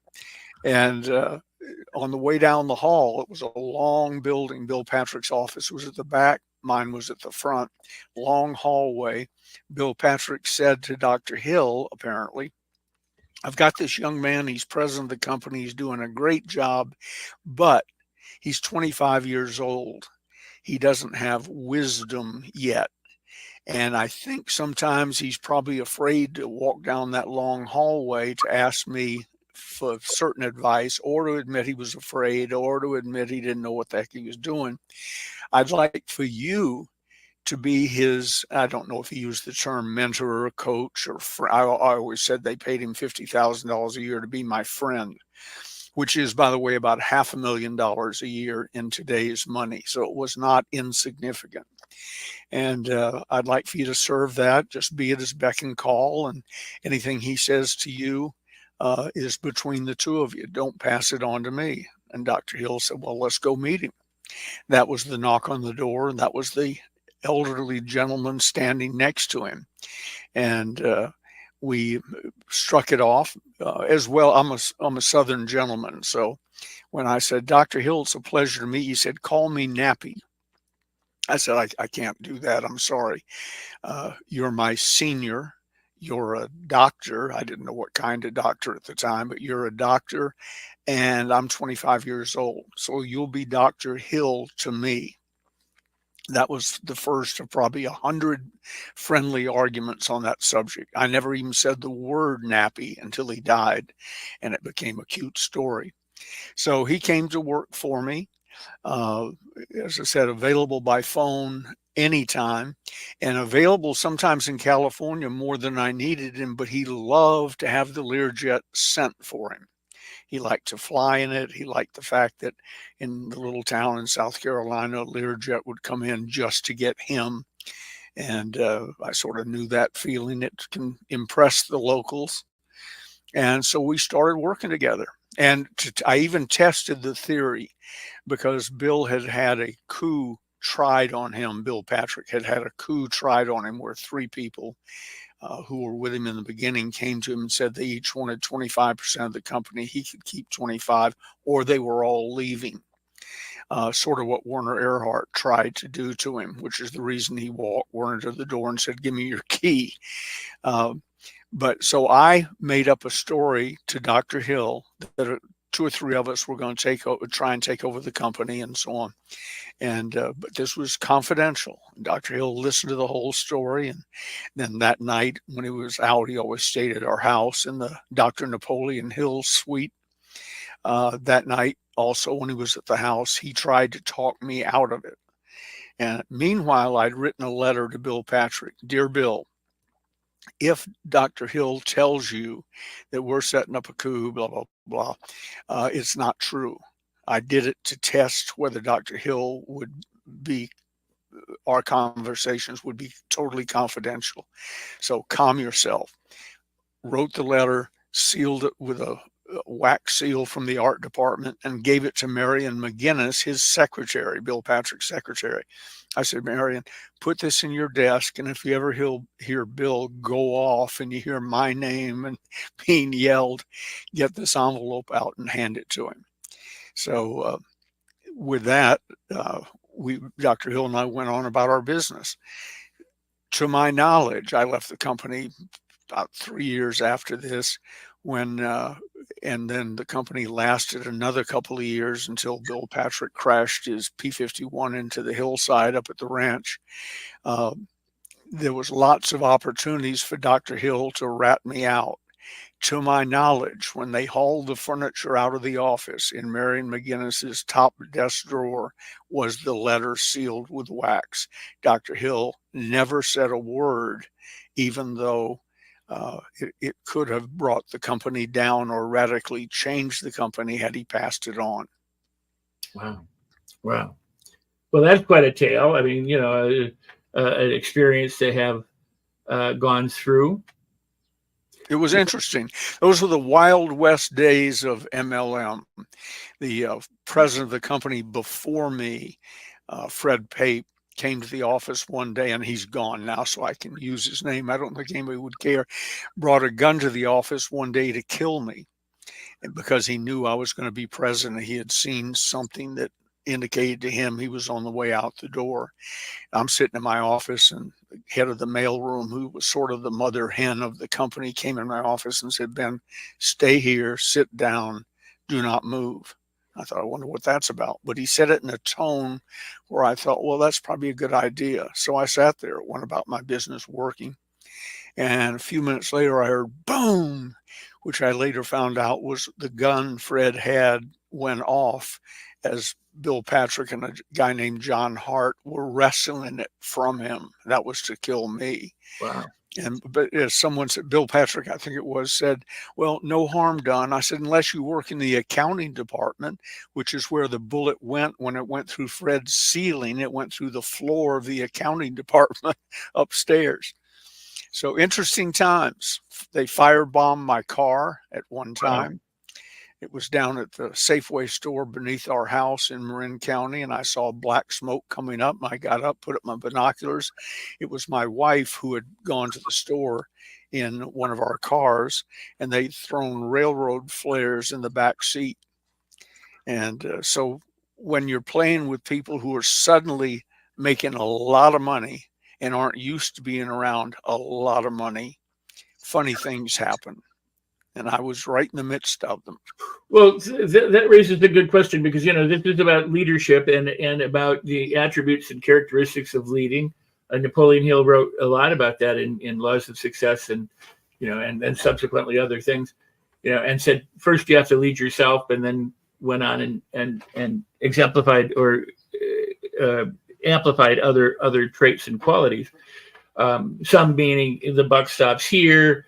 Don't blame, be friendly, bring the team together.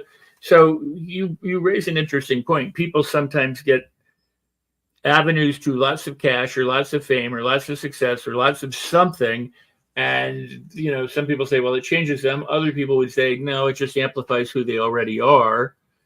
And, but what advice would you give to people who might be in that situation of on the brink of success or envious of someone on the brink of success to go through that time without the kind of violence or without the kind of scandalous behaviors that you got to go through in the early days with the other people? Pick your parents carefully. I wasn't given any, but I was raised around money. My father did well. I was raised 2 blocks out the front gate of East Lake Country Club in Atlanta, Bobby Jones' home course. As long as I didn't say anything, I was allowed to go in the men's grill frequently with my father and just sit at the table and listen. Well, sitting at the table was usually the chairman of the board of Coca-Cola, whoever it was at the time. It came along with being chairman of the board of Coca-Cola. You got to go to East Lake, and the founders of Home Depot, and a lot of people had more money than any of them that you've never heard of. Those successful people behind the scenes who just build huge companies. So I was raised around money. It wasn't miraculous to me when I was being moved up the chain and came to California for some training one day. No one was in the training room. I said, "Where is everybody?" And they said, "Well, Fred Paper's taking us over to San Francisco. We're all going to get diamond pinky rings and alligator shoes, black alligator shoes." And I said, "I'm not. If you walk in East Lake with a diamond pinky ring and alligator shoes, unless they have spikes on the bottom and they're golf shoes, you'd be run out of town." I said, "I'm not going to do that."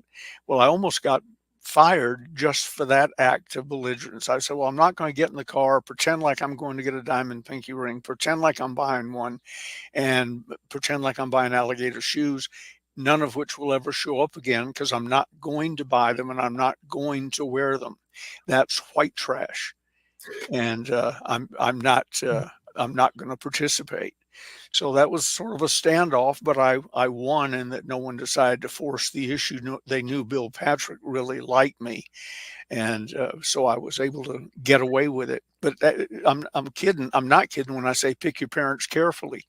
If you're raised properly and read and write proper English, and you're used to being around good things and so on, you don't get blinded quite so quickly by sudden wealth or fame. And one last thing on that: find someone and appoint them to be your wingman or woman who will tell you the absolute truth. They will tell you when you're being a jackass. They will tell you when you're in over your head.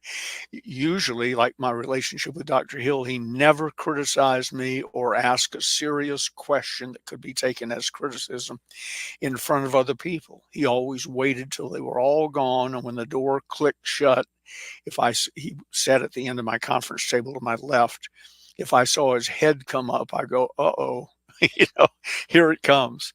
But find somebody who will tell you the absolute blanking truth when you need to hear it. Those were crucial for me.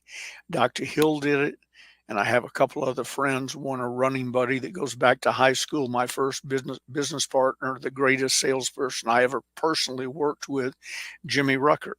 And Jimmy Rucker, to this day, will tell me via text or email or something when I've said or done something stupid that he heard about, or I wasn't doing something that projected. He knows the image I like to have and the way I like to conduct myself.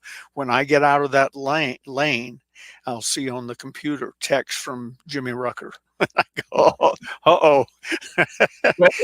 I love that because it's important in that, we can't choose our parents, but as parents, we can choose how we raise our children and what we expose them to help them be maximally, less affected and maximally successful in life and balanced and have an appreciation for things. I'm going to agree.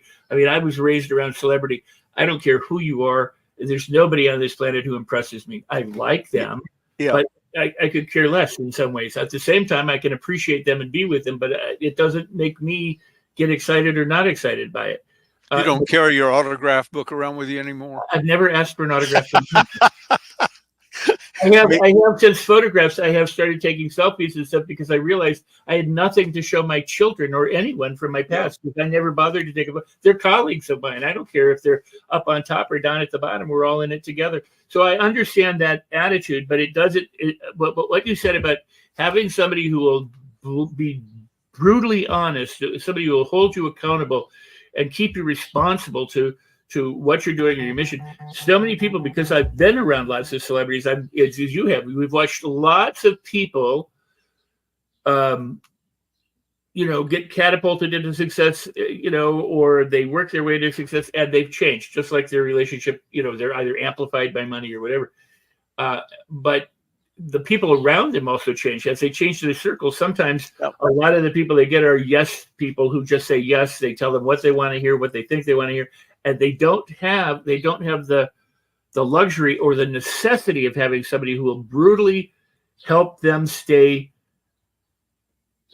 honest to themselves, to stay authentic, to not get caught up in the ride, and so that is such an important piece.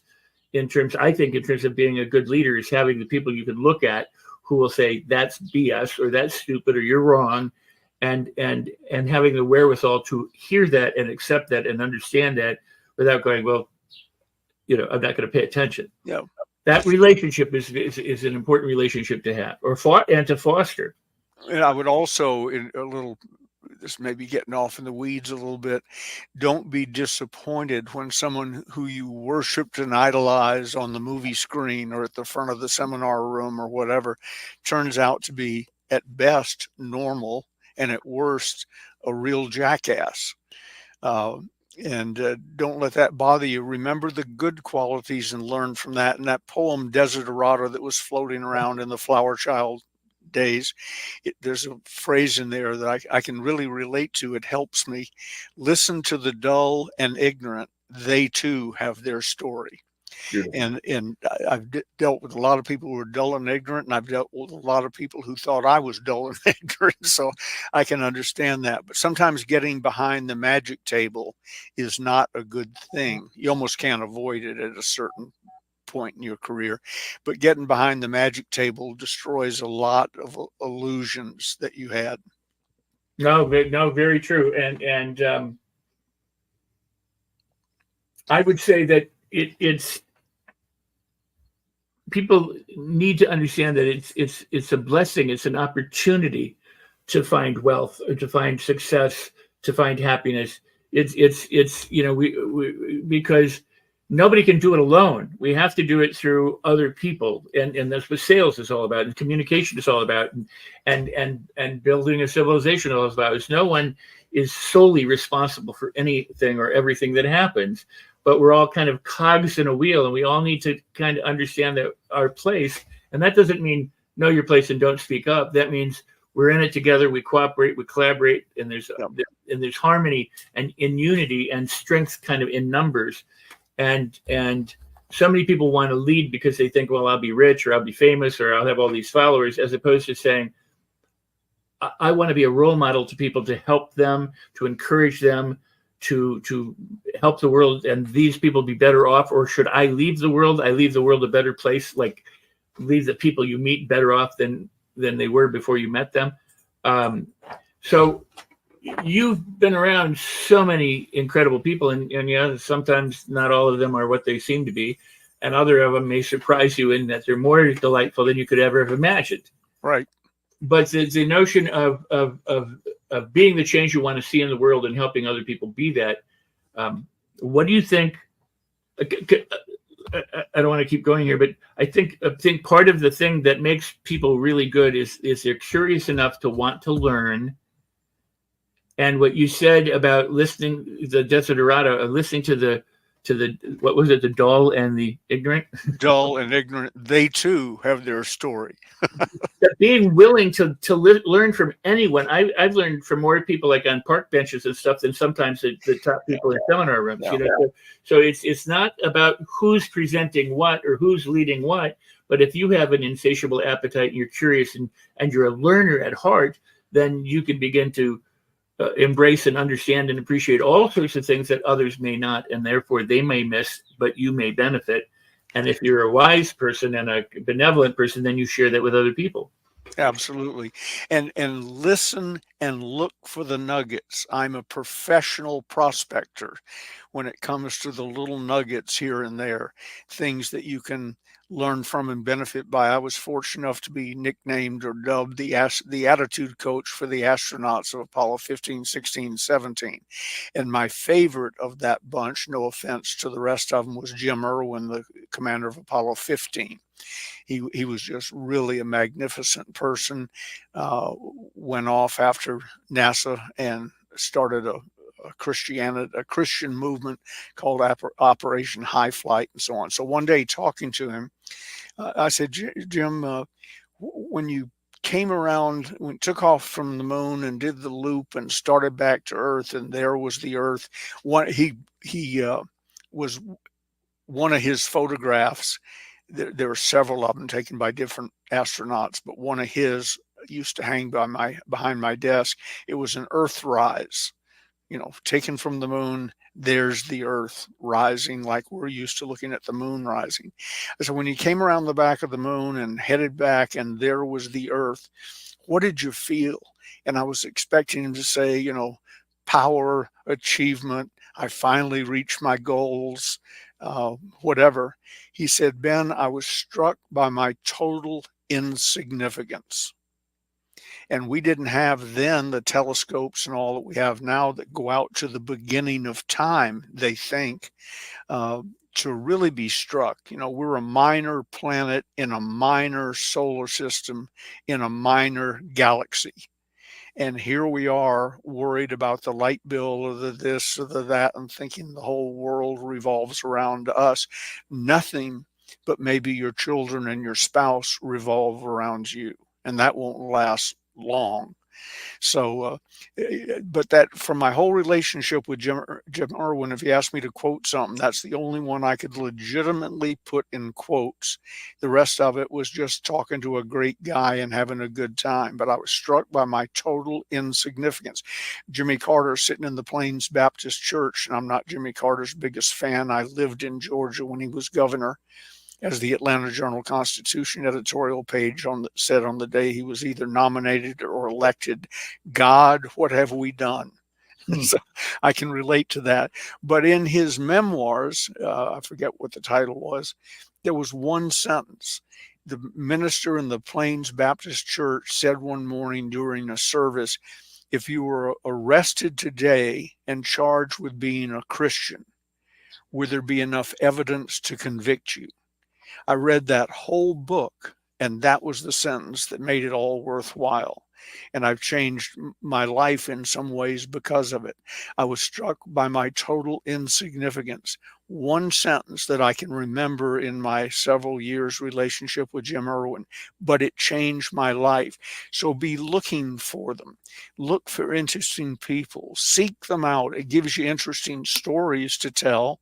I've done some semi-interesting things in my life, but when people look at the famous people I've worked with, they always say, Charlie Manson, tell me about Charlie Manson. I think, God, it just said the astronauts of Apollo 15, 16, 17. You want to ask me about that? It said Dr. Napoleon Hill, and people want to know about Charlie Manson. So experience the interesting experiences and learn how to relate them to other people. Because I learned a lot sitting in Charlie Manson's cell for 9 hours, 3 different visits. But I learned a great deal from him. I learned how he did what he did. Whether you like it or not, nobody likes it, but it explained what he did. And I probably told you this before, Rex. When I walked into his cell in the adjustment center for the first visit, he had 2 bunks. It was a two-man cell, but no one wanted to sleep with Charlie. They'd be afraid to shut their eyes. So he bunked alone. The top bunk was his bookshelf, clothing. It was his closet, and on it was one book. And I checked the whole cell. It was his only book, How to Win Friends and Influence People by Dale Carnegie. And I said, God, what an interesting book selection, Charlie. He says, it's my Bible. I couldn't have built the Manson family without it. Now, Rex, that's interesting. That's really interesting. You can discuss that one sentence for a whole evening with somebody. Well, let's go back to would there be enough evidence to convict you of being a Christian? I think that's beautiful. And it shows the power of one idea, one sentence, and what happens when you make a decision in favor of good. Obviously, Charlie made a different decision using a book, but you could use How to Win Friends and Influence People to build a positive empire. You and I are doing a program, and in a moment I'm going to bring up Ava Manuel, because she's also has helped us greatly in that. But you and I are doing a program, on a coaching program, and on sales and living your best life and doing things together that you bring to the table, I bring to the table, and we're cooperating and collaborating in that regard, so that people can go to the next level in their sales skills, their communication skills, and their ability to connect with other people. So with that in mind, as we begin that, we're going to bring Ava up and add her into the conversation as well. And this There is she is. editor-in-chief of the Los Angeles Tribune, whom everybody knows. Ben Gay III, it's an honor. It's an honor. Ben Gay III, as much as this is a casual conversation that just started between Rex and Ben is a living legend in the world of sales. And pretty much I've seen and followed some of your videos and your teachings, Ben. But my question is like, does the principles of sales change? You know, given some of the changes in technology, changes in culture and society, uh, do sales principles change, or are they pretty much, you know, human relationship and communication?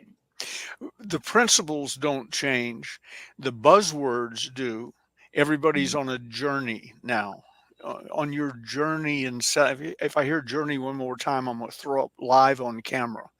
But the various buzzwords change. We went from hardcore selling to counselor selling to consultative selling to Larry Wilson, the Wilson Learning Corporation, and so on. But at its core, good salespeople, whether they were the silk traders of a couple thousand years ago, sailing the world, selling silk, or the Yankee peddler in New York, in New England on horseback, good salespeople knew how to put themselves in front of the maximum number of people, have a story well put together, and understood that what the customer wants, buzzwords, technology aside, what the customer wants to know is what's in it for me.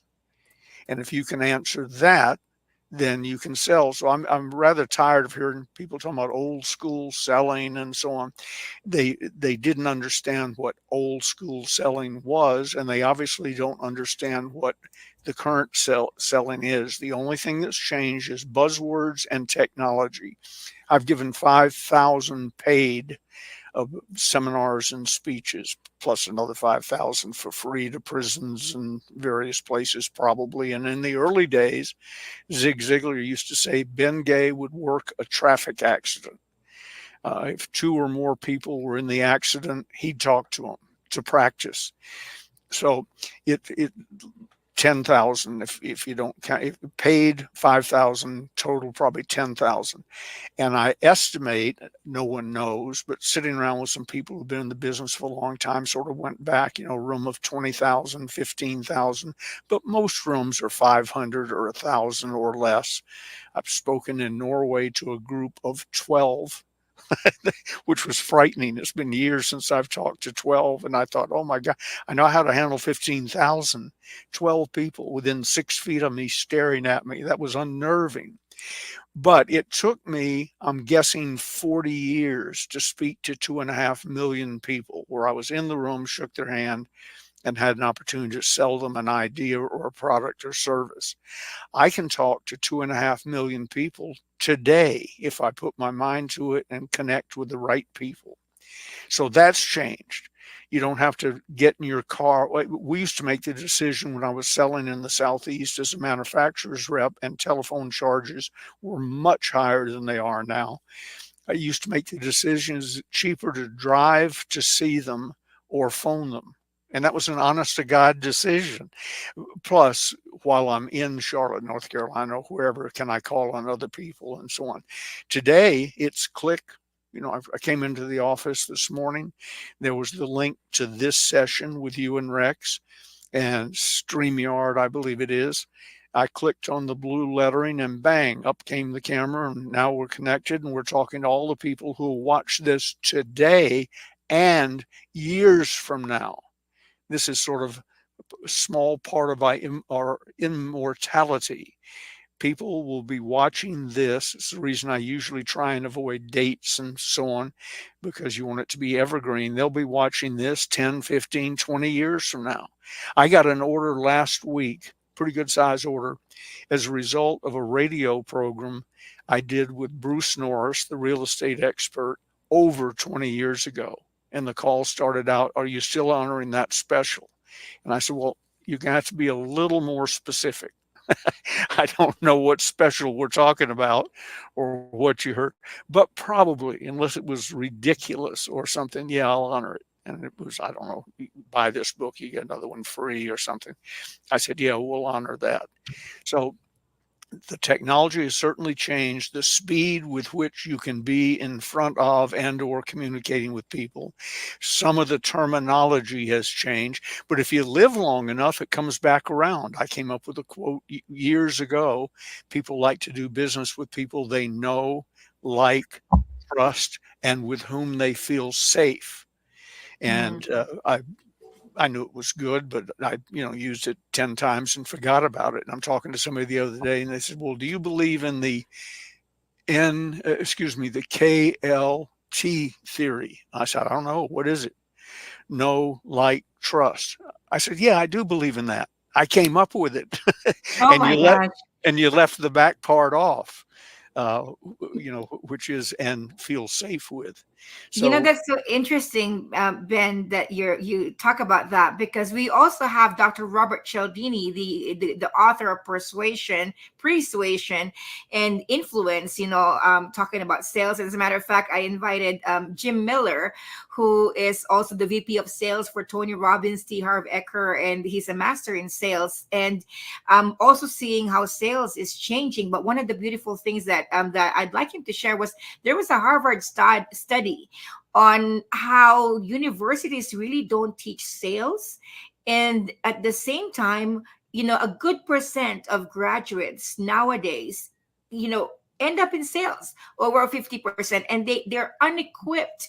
There's not really an education that equips them, to succeed in the sales world, which is why I'm excited for what you and Rex are building together, because I feel like it's such a gap. The sales skill is such a gap, and it just prolongs the learning curve for a lot of people who are starting in the industry before they even succeed, because of the lack of education out there on good sales strategies. yeah, and I don't want to learn sales from a guy who is also the football coach and got this assignment because he had a gap in his schedule. I want it taught by salespeople who know what they're doing.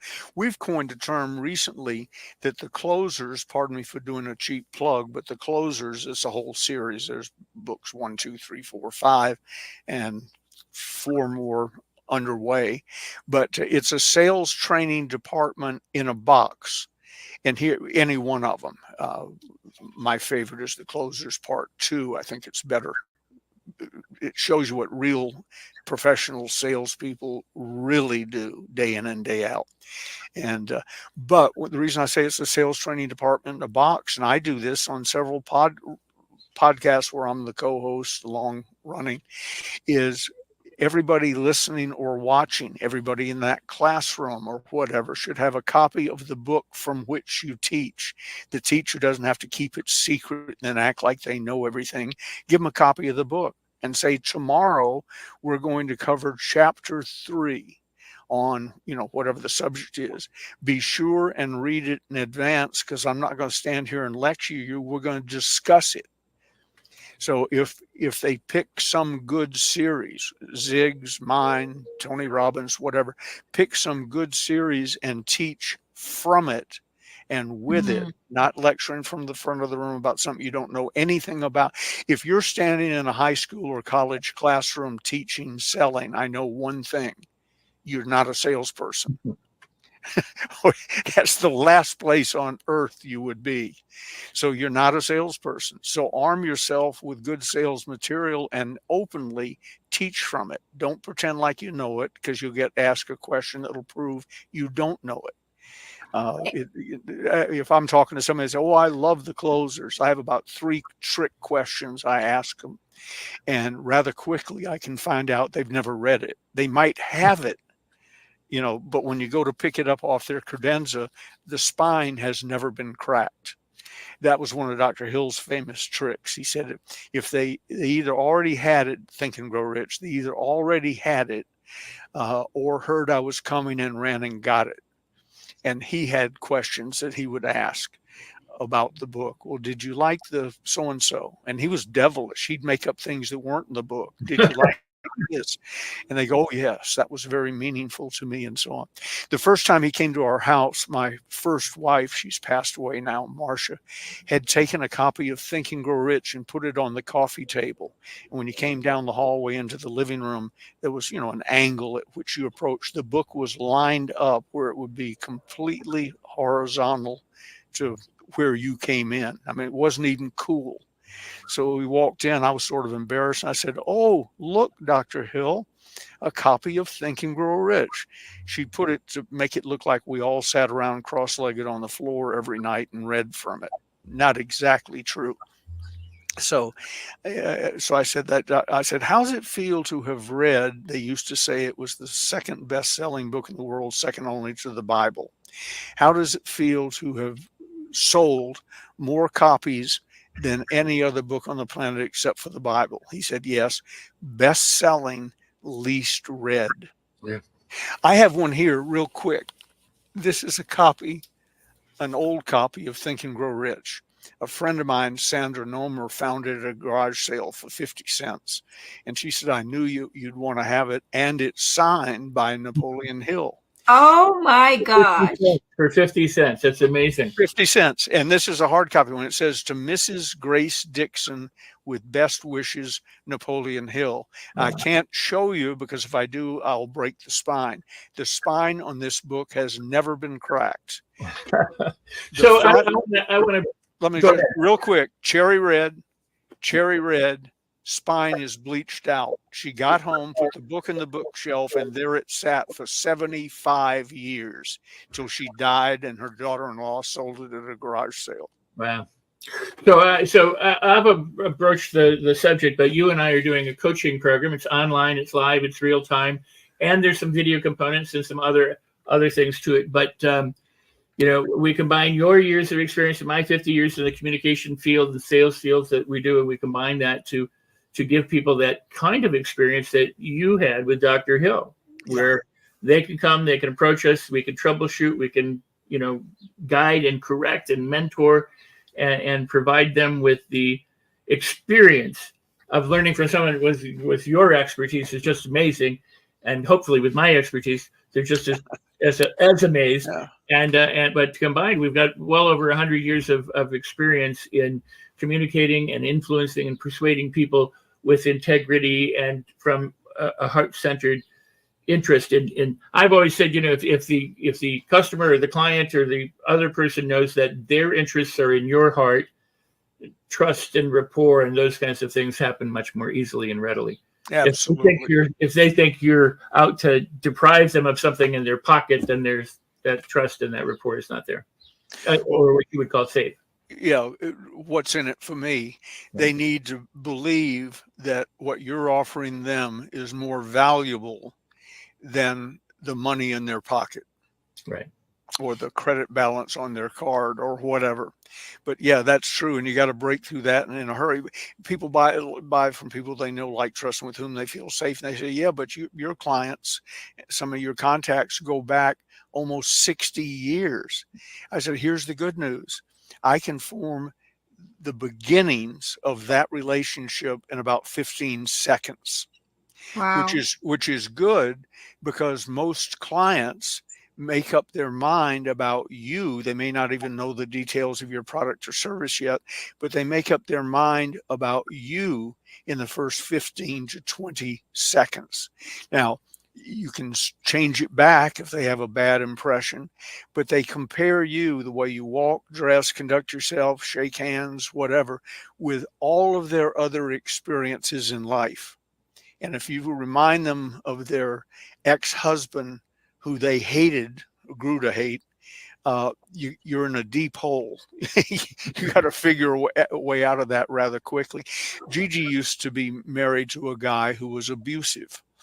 And I didn't know it, or he would have died sooner than he did. But he died of a stroke and so on. But there was a guy who called on me one day who looked like his twin.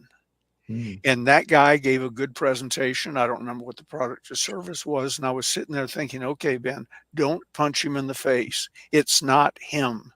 It just happens to look like him, and so on. So he probably, if he ever thinks about it, wonders how come he didn't get the sale. He gave a good presentation, had a good product and all, but he looked just like someone who was a horrible individual. Isn't that interesting? Eva, I want you to ask Dr. Ben a question, but I do want to point out that they can see rexsykes.com/book. If they're interested in our program, it's rexsykes.com/Ben and Rex. BenAndRex, and they can go there, and there'll be some information there, and they can sign up, enroll. We want information because we also want to know who's coming to the program so that we can best serve them and tailor it. In addition to your wealth of knowledge, Rex, and your credentials are as good or greater than mine, I just want to explain what I bring to the table. I try and do for our clients what Dr. Hill did for me. Pretty simple. I've been at it a long time, as he had been. I'm old enough to have a little wisdom, even if by accident. And based on the way Dr. Hill worked with me, I know how to work with people, and we'd love to have you in our family. Absolutely. Well said. Ava? Well, I had a little bit of a glimpse of the video making and some of the very, very interesting stories both you and Ben have talked about. You coming from some of your experience in Hollywood, and also Ben, in the wisdom of the men that has taught and influenced Ben, directly. I've heard stories like Earl Nightingale, like the stories in the books that we only read. I mean, Ben's been mentored personally. So I'm really excited with the program that you two are doing together. And I know that you guys have created videos that are available for people, and I'm excited that we get to have a better standard of sales. I invited Jim Miller, but he's unable to come on camera. But in the future, Ben, I would love to introduce Jim Miller to you. He's one that is very instrumental in giving the message of the Los Angeles Tribune to people who want to elevate their brand. So I'm excited for that. Absolutely. And you know what? Here's the cool thing is those videos really are kind of videos that we'll put out to the public, so they can get a sample of what's going on too, but within the program as well. But Ben, you and I could just sit around and shoot the, as they say, for some hours and talk about Ben's experiences and stuff. And to be a fly on the wall and to have that opportunity to be in that presence would be like being with Dr. Hill or with Earl Nightingale or with Buddha, or Jesus, because it's true. The number of people that you've intersected with in your life who've worked for you and whom you've worked for and who together you floated the boat, so to speak, and created this industry, which we, most of us, who are here at Leadership Week are involved with. We kind of owe where we are to you and the people that were around you at that time. People weren't helping people from the time of human, creation or existence, but truly it is it's an enormous opportunity and for me an enormous pleasure and honor to be able to share and do this program with you, and the fact that we've collaborated for the years that we've been doing it. And Ava has been a part of that, and Tim Shea has been a part of that, and some of these people, it's been really, really a wonderful and an incredible experience. So I know, that said, that the people who join us, being that part of that family, are going to just have a marvelous time together with us, and especially with you. Thank you. I feel the same, and I'm really, really looking forward to it, to continue to build the newer contacts. A lot of my original mentors are dead. Yeah. And if they were alive, they'd be in their 90s, or Dr. Hill would be 100, I guess. Over 100. So my joy is working with younger people. And a kid, somebody said, well, I've been in sales 35 years. I said, I got shoes older than that. Well, one of the things that I'm reminded with is, like, for example, a lot of people look up to Jim Rohn and wish that Jim Rohn's still alive. Well, Ben Gay actually trained Jim Rohn, right? Like Ben? Well, we sort of trained each other. He was in a company called NutraBio before Holiday Magic with William Penpatrick and Earl Schoaf that you used to hear him talking about all the time and so on. And then by the time we met, we were friendly rivals. He was head of Bestline, a multi-level marketing company started by Bill Bailey, who was one of the presidents of Holiday Magic before me. We had become good friends. And where Jim and I spent the most time was we had matching yachts, 120 footers tied up in Sausalito, side by side. The Principia, you can look it up if somebody wants to, and the Electra. The Electra was his. Because both companies had this attitude, you're either in Bestline or you're, there were only two types of people in the world. You're either in Bestline or you're not. Those are the two types. Holiday Magic, you're either in Holiday Magic or you're not.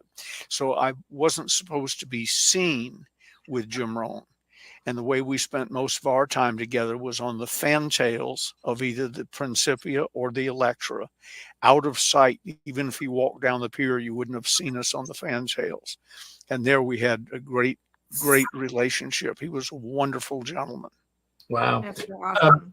I just want to say very, very quickly, then I'm going to let you finish with Ben. I'll be here, but just to say that, like the book spine that's discolored, compared to the rest of the book because it's never been opened, I evaluate people by the quotes that they quote and attribute to the quotes too, because so many people today haven't actually done the legwork. They've learned something from another person. They quote that person misquoting someone else.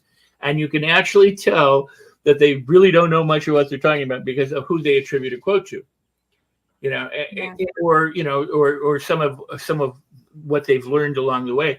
They haven't thought it out. They haven't reasoned it out. They haven't applied it. They haven't acted. They just are parroting what they heard someone say, and then they misapply it, or they read it in a book that somebody said so-and-so said it, and the so-and-so never said it. Now, in all fairness, anyone can misquote somebody. And then, so Sure. I'm not talking about that one occasion or something where I say, oh, so-and-so said this, but I'm wrong. I'm talking about the people who consistently attribute quotes to people because they just don't do the legwork to know better. Or take them as their own. Or take them as their own. That drives me. Yeah. That drives me crazy. Here's a statement. I hate two statements in my life. I'm not doing this to impress you, but to impress upon you.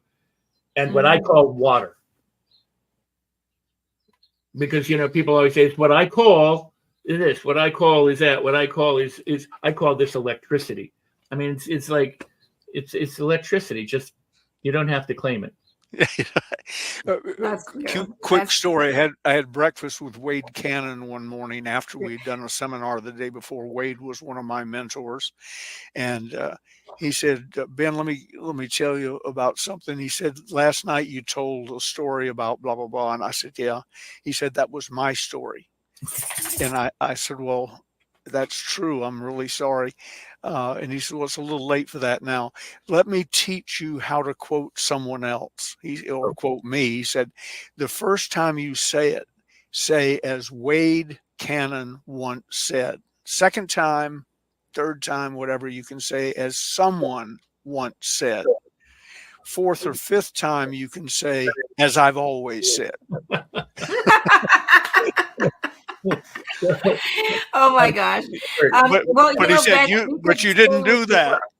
We could stay with you for a very, very long time with the amount of knowledge and stories that are just so fascinating to hear and listen to.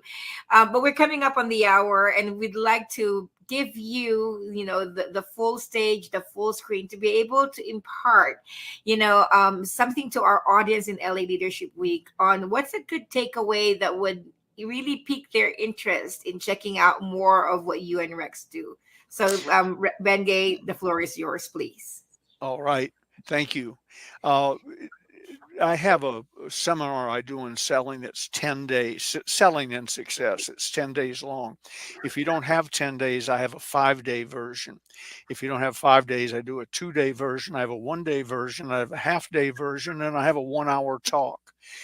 Since I don't have any of those options today, let me boil it down to a few minutes. My closing rate is 86%. serious sales, not somebody calling in to order a book. That's order taking, but serious sales, 86%. Here's how I do it. I only sell quality products and or services that are competitively priced. They don't have to be the cheapest, but they should be competitive. And I spend my days talking to people qualified to buy them, qualified religiously, financially, geographically, whatever the qualifications are. That's who I talk to. I don't waste time talking to people who couldn't buy if they wanted to, or if they even understood it. My brother-in-law, David Ronzoni, who died recently, 4th of July, oddly enough, I asked him one time, because he always had to carry somebody with him when he went trout fishing who also had a license. So their 2 licenses would cover what David would catch by himself. He was unbelievable, magic somehow. And I asked him one day, I said, David, how do you do that? And he said, well, I go where the trout are. I thought, well, why didn't I think of that? So it's not any body of water. David went where he knew there were trout, generally and specifically. He went there. So do that. Quality products, competitively priced, sell them to qualified people, and of course then ask for the order, read the books, the closer series or whatever, and learn how to sell, how to frame a presentation, how to sell. Meanwhile, become a person of class, quality, and substance, with the ability to tastefully project that, not be braggadocious, just have people look at you and go, okay, this person knows what he or she is talking about, and they have my best interests at heart. If you can put those 2 together, you can get up to a 60% closing rate if you don't know what you're doing. If you do know what you're doing, you can get up to an 86% closing rate. And Rex and I and you, Ava, will spend some time in these sessions teaching people exactly how it's done, with names, dates, and places. As I said earlier, I know who's who, what's what, and where the bodies are buried. I've been at this a long time. Well, thank you so much, Ben. That's very, very insightful. We've put in, the where they can get your books on there. And Rex, what's the site for where they sign up? Is it rexsykes.com/? Yeah, no, I was hoping you'd scroll it, but nobody did. So I put it here. It's rexsykes.com/Ben and Rex. Well, I got it in that case. Oh, there you go. Excellent. Yeah, there you go. rexsykes.com/Rex. No, I'm very pleased to have had you here during leadership work. You're an incredible leader, and many of us stand on your shoulders, and we appreciate that. And I know that you would say that you stand on others' shoulders too that are here. So just marvelous. Ava, I want to thank you for being here with us. You're the editor-in-chief of the Los Angeles Tribune. We couldn't do a lot of this without you, so we're very grateful. And Ava, you will notice when you see the videos, is a presence in our videos as well. So we're all family already, and we want you to join our family. Come join us. Hello and welcome to the Los Angeles Tribune. Since 1886, our name has been a part of the world of journalism.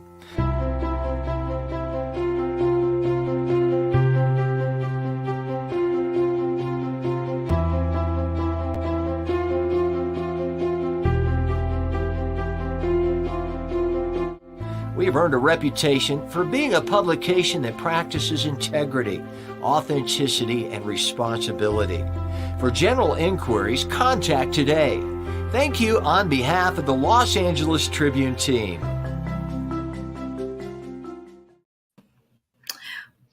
Welcome back, Rex. Oh my gosh. I am blown away by the stories and the wisdom that Ben gave the third share. And I just wanted to acknowledge, my buddy, Daniela Truffin, is also on the chat.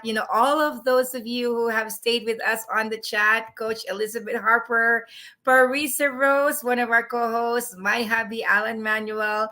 Wanted to acknowledge all of you, Darlene Eaton, a faithful friend of ours at the Rex Sykes community.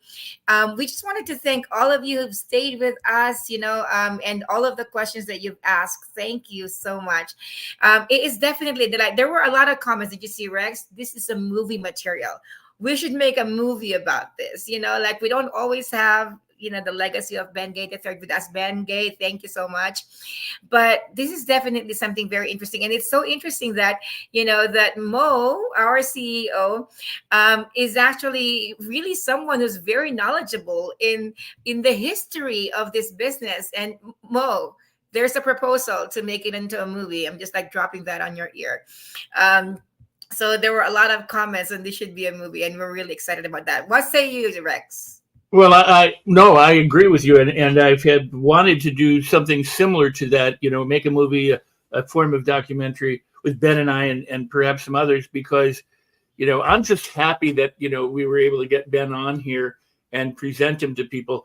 You've had the opportunity of sitting with us while we talk and discuss, and we do shoot the BS, and that's such a valuable experience, because I learned so much, he learned so much, we all learn so much, because we go back and forth and not only have common ground, but those places where we differ, are important too, because they're areas of experience or expertise that, we combine and bring together. And you've been part of that. So I was just delighted and thrilled to have Ben here today. And for those who've not had the experience of being able to listen to Ben, but did as a result of being here on the LA Tribune Leadership Week with you and me and all the rest, is a rare and unprecedented opportunity, to spend. And I've always been over the top with the idea that I'm with somebody, who spent time in Napoleon Hill, and I'm blessed to know some of the family members, and be friends and call them friends. So it's just, it's a good life. It's a wonderful world, and I'm glad that you said that, and I'm happy that people have gotten to benefit from Ben's presence here tonight. For sure. I'm looking for our CEO Morak's comment earlier, where he was saying this is a Los Angeles Tribune exclusive.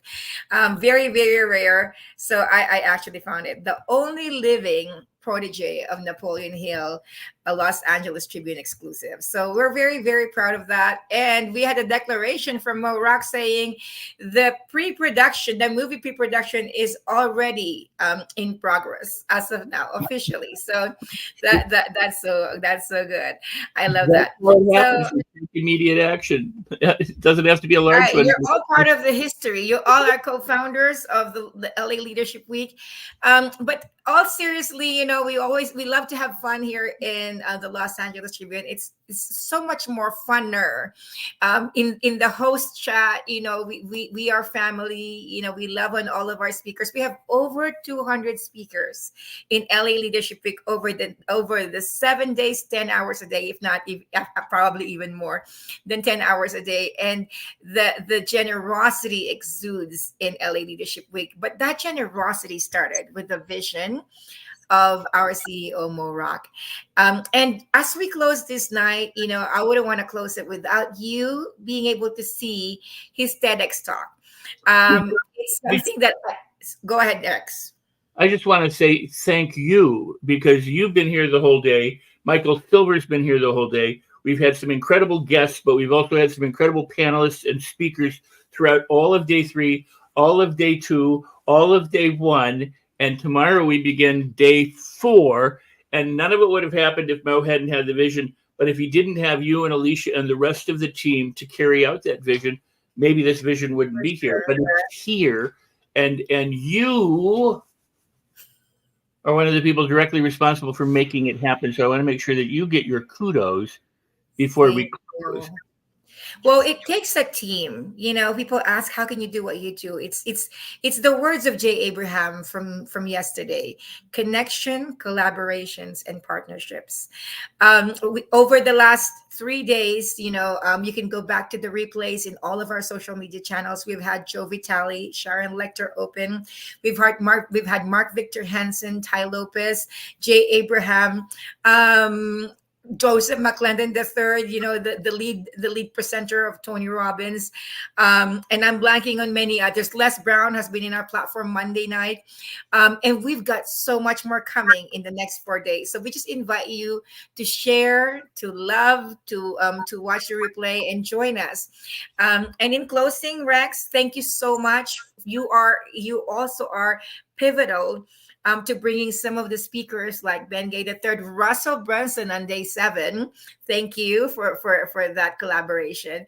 And who else did you bring, Rex? Many others. Let me think. How many? Mark and Crystal are friends and colleagues of mine who have been here before. I don't know if I don't think I directly invited them to this event, but Les Brown too. Les Brown, yes, and Russell Brunson is coming. Danny Walsh, Sorrel Catane, Scott Schilling, who was here the other day. Scott Jones is coming up. Ben Gay. I don't know. I mean, So just so you know, there's a lot of things coming up. I wanted to just honor all of our comments. Rex bought Rex. Great job, Lynn. Thanks from Karen Hall, one of our business partners, managing directors of the Women's Journal. There is a Women's Journal in the Los Angeles Tribune. We actually have a lot of journals coming out, just to let you know. There's an I Love Rex from our CEO, Mo Rock. And Daniela, my buddy, thank you for all the love. So with that, it's been an evening full of love, full of stories, full of inspiration. Let's continue that inspiration with bringing to you the TEDx Talk, the famous shortest TEDx Talk of the century, Mo Rock.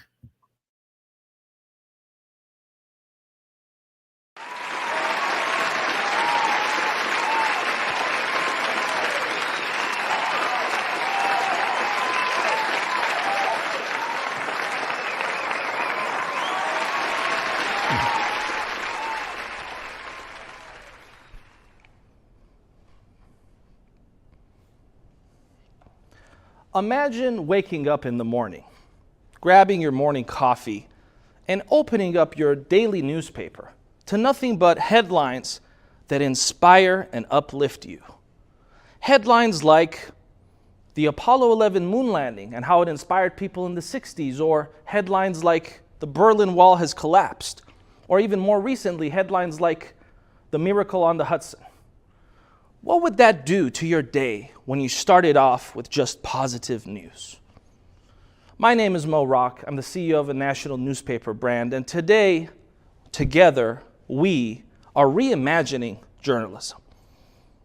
You see, studies reveal that there is a stark contrast between positive news and negative news. In fact, for every piece of news that is solutions-based, that can uplift and inspire you, there are at least 17 that don't. That's 17 to 1. So today, we are actually faced with an epidemic of negative news. We've all heard the phrase, if it bleeds, it leads. But why does this have to be the centerpiece of a lot of news production, journalism, and content creation of the world today?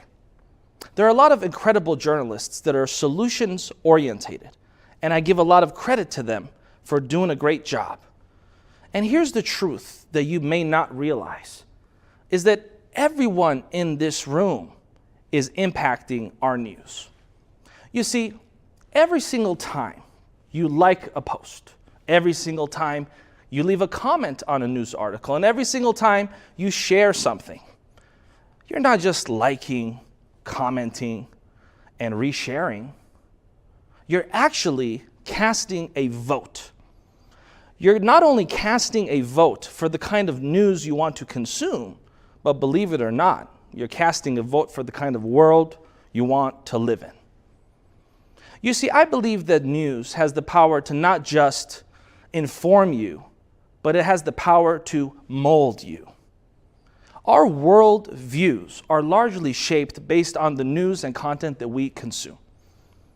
And so I want to encourage folks to remember that the next time that they like, comment, and share. Our organization has one question that it always has to ask before we share anything, print anything, or publish anything. Our editorial team asks this one very simple question. Does the following piece of news empower our audience, or does it disempower our audience? What would the world look like if every content creator, every journalist, every time someone posted a news article, they asked that question? Does the following piece of content empower our audience or disempower our audience? And I want to encourage everyone to participate in this process and help us bridge that gap between 17 negative news articles for every one positive. And let's come together and ultimately make this world a better place. Thank you.